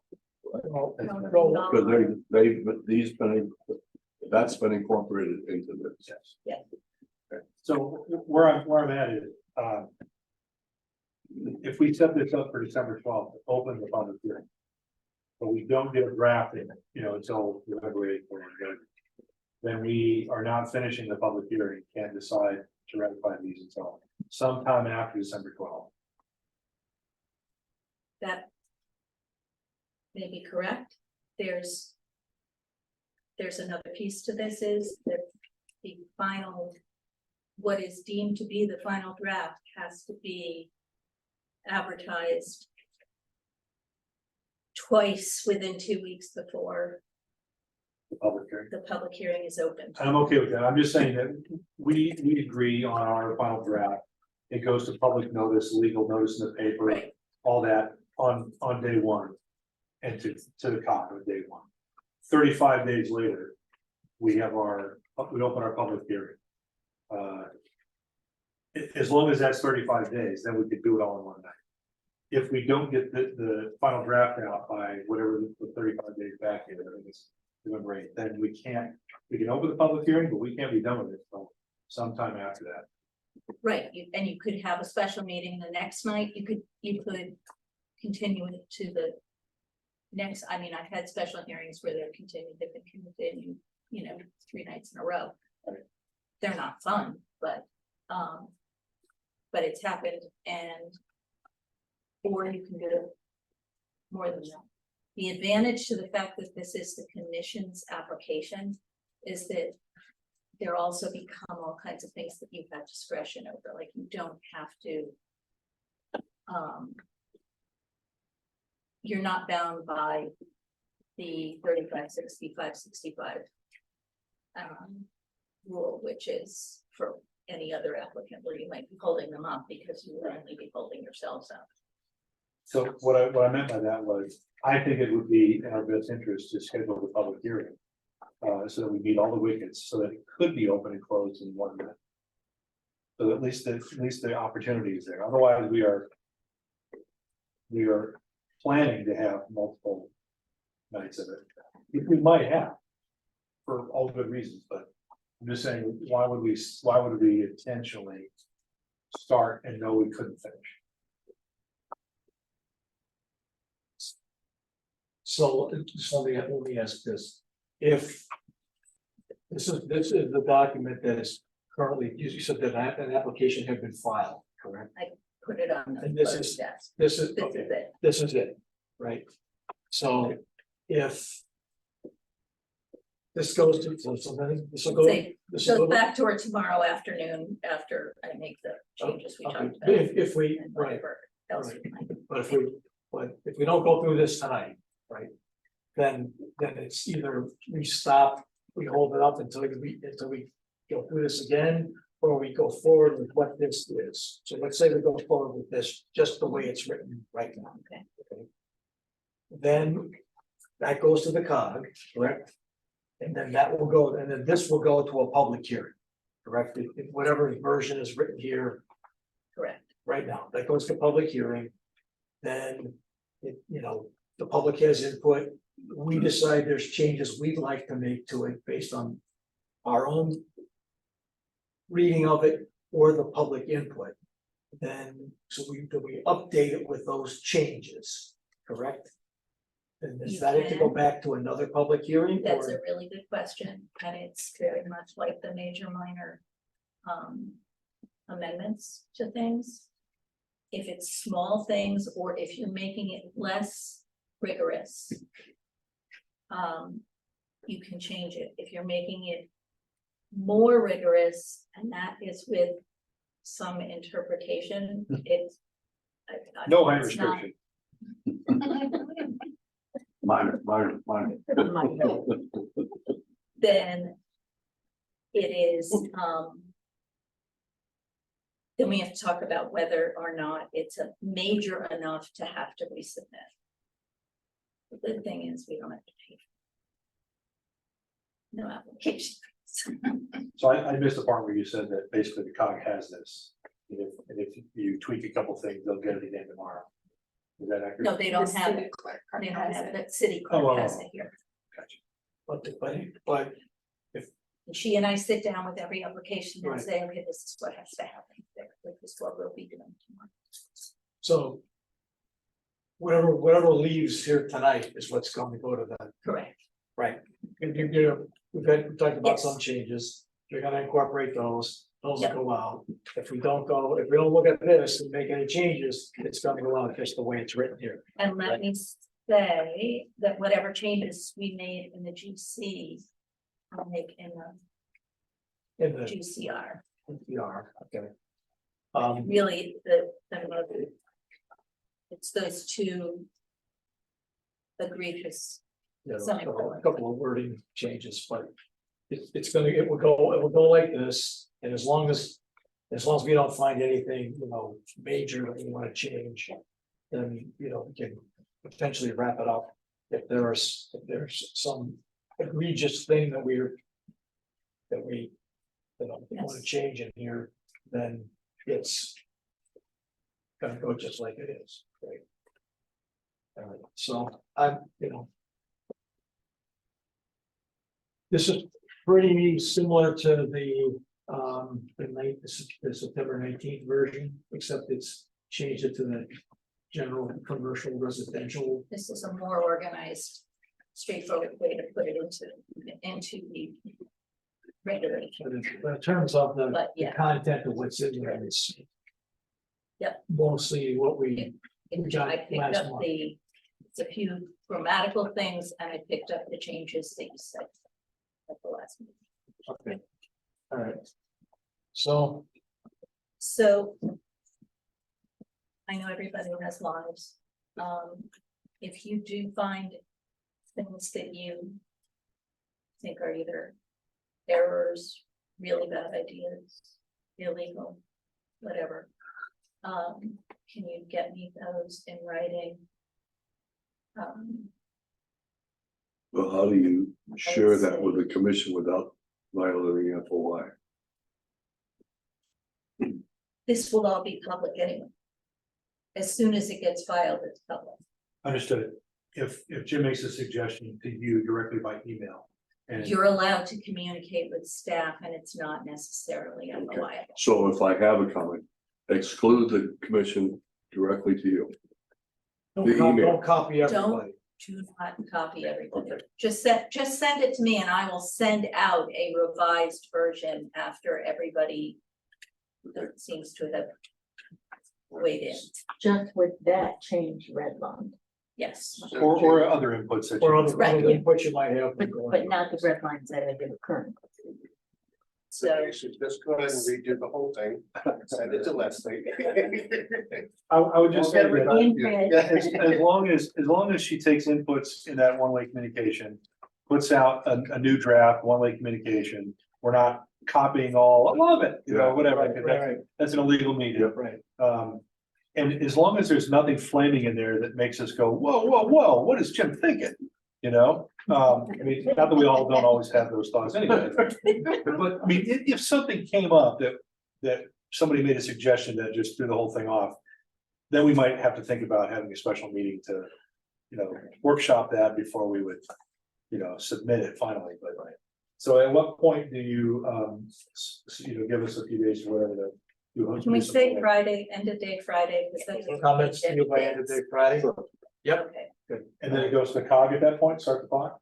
then we will, yes, then Danny and I will sit down and we will map out this application just like we do with all the applications and we will. It'll go to the COG, it'll come back to us with any of the, Maybe. any of the changes. Hold on, I think. Once Lizzie puts the whole thing together, she can send it to us. Yes. To all of us. We can talk to each other about it. I will send it to all of you. I will send it to the COG. I will send it to the town. There are other people like Priscilla who ask for copies of it because at that point it's public document Once you file it, yeah. Yeah. Once it's filed.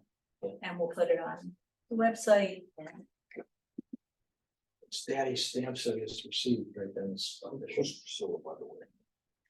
Priscilla is, She Priscilla is one of the owners of Alpha Auto. I'm sorry? She's one of the owners of Alpha Auto. She's the cookie lady. She's the cookie lady. So why does it go to her? She just asked for a copy of it.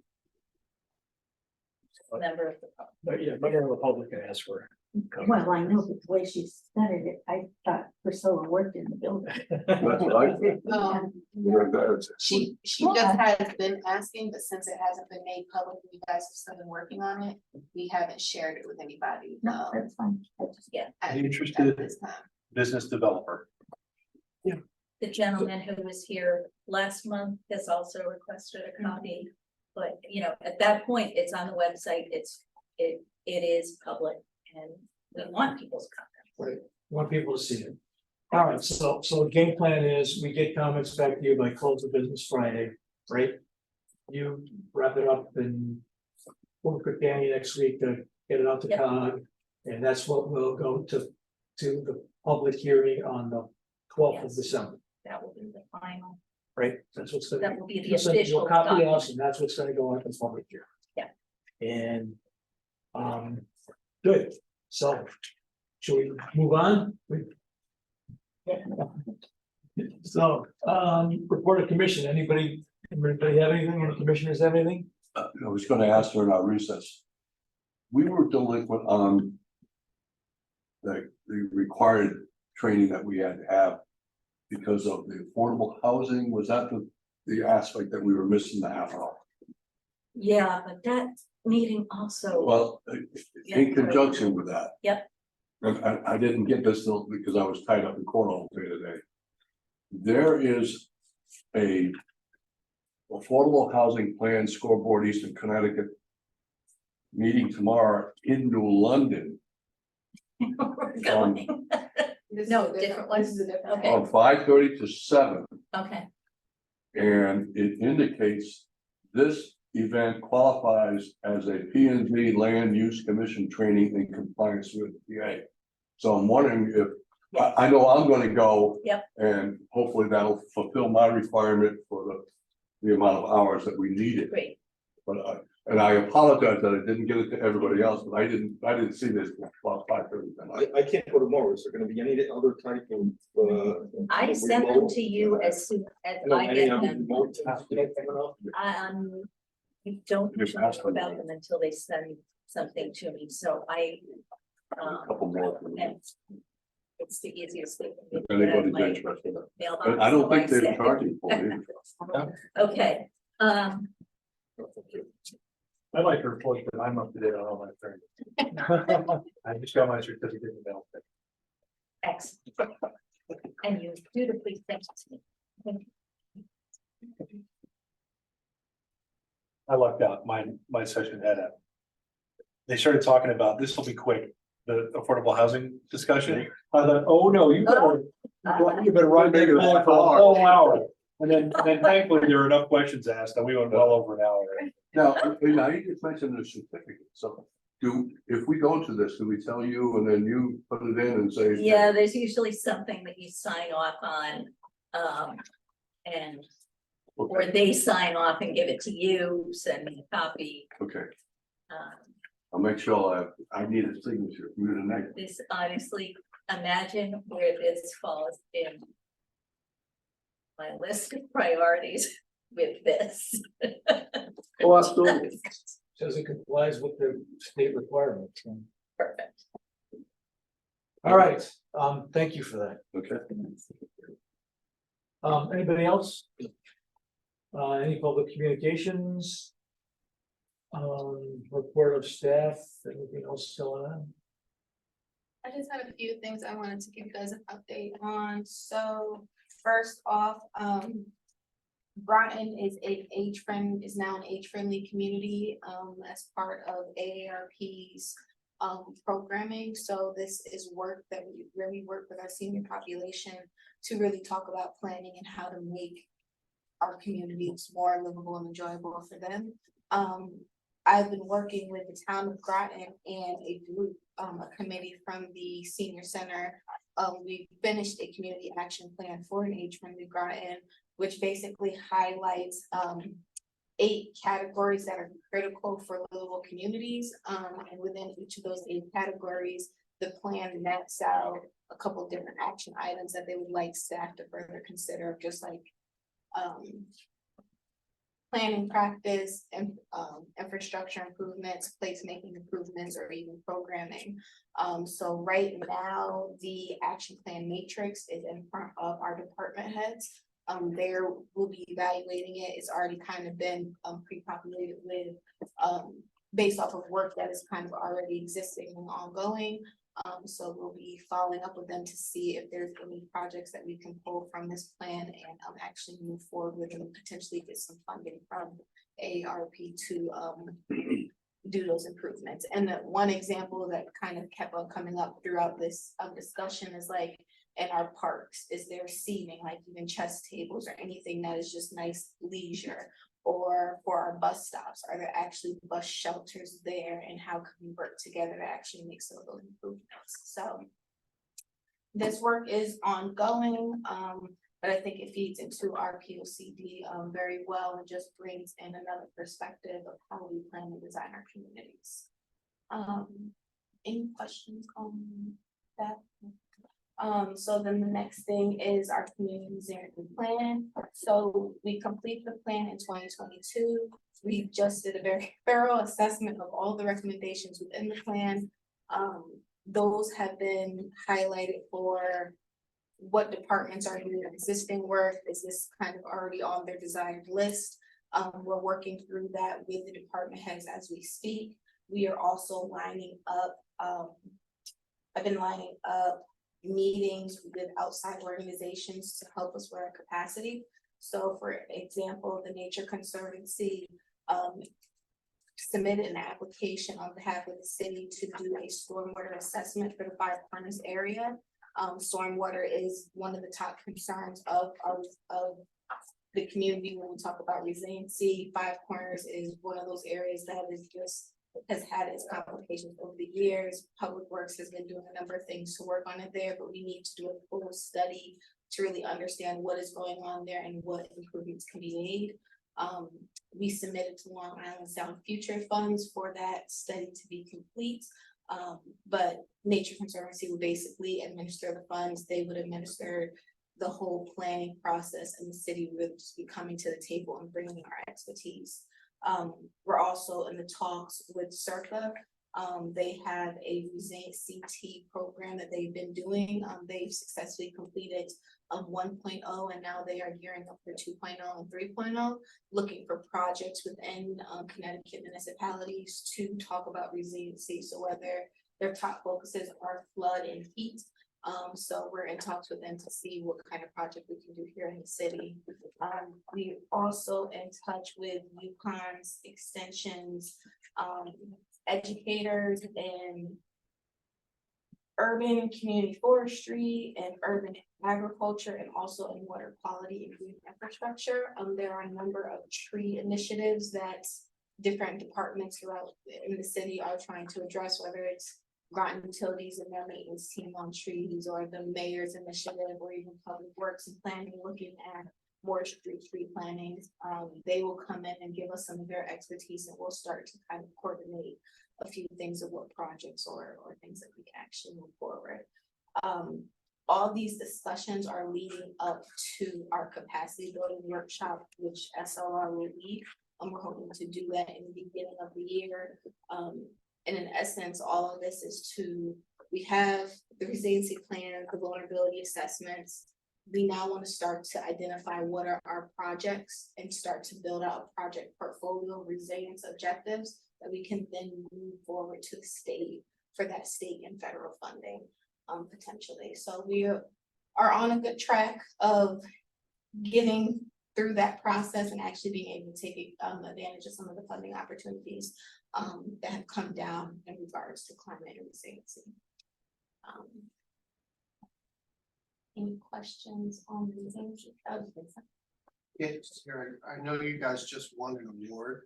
Would you just tell everybody about, we just attended, want to brag about our staff and our city. Yeah, so the last thing is, so Groton, so both the city and town won our gold certified communities for best practices in economic development and land use planning. This looks at our overall process of what developers experience when they come to our community, to us. We actually both submitted an application in 2019 and were awarded. We weren't awarded gold, but both communities basically, every 3 years, you can recertify for this, and both city and town were able to both achieve gold status in this iteration. This down from the meetings, the permitting process, all the conversations, and like the way we have everything set up for when the developer comes in and kind of comes to you guys and all the other various committees.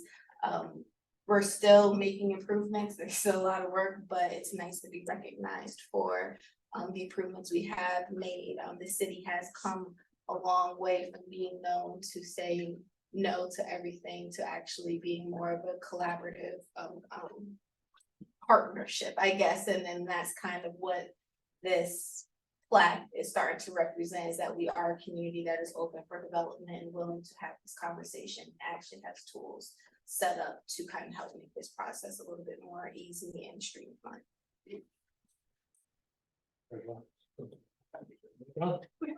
Thank you. Yeah, do you have anything else here? Yeah.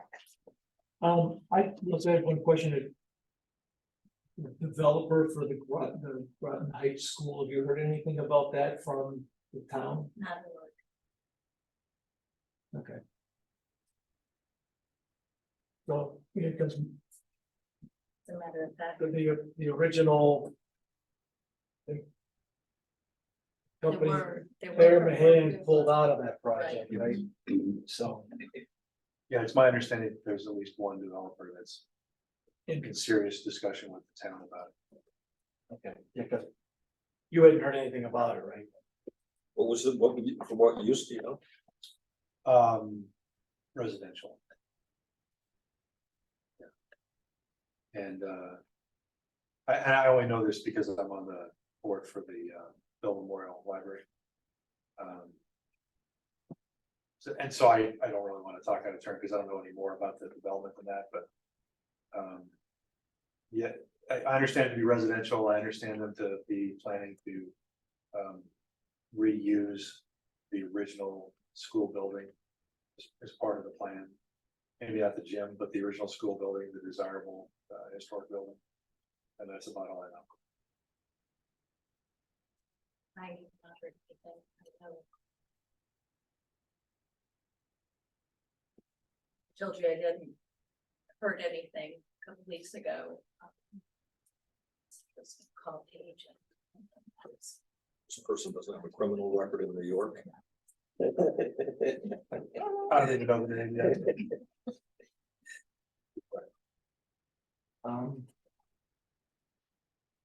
Anything else? Leslie? Thank you all very much for your comments. I really greatly appreciate it. And yes, no executive session, and so motion to adjourn. Do we really have to? Yeah. I think the motion. All right, we we have Mr. That's Streeter. one thing you'll get and from Mr. Rice. this photo. And that is at 8:44. Thanks, everybody. Thank you. Thank you. Oh.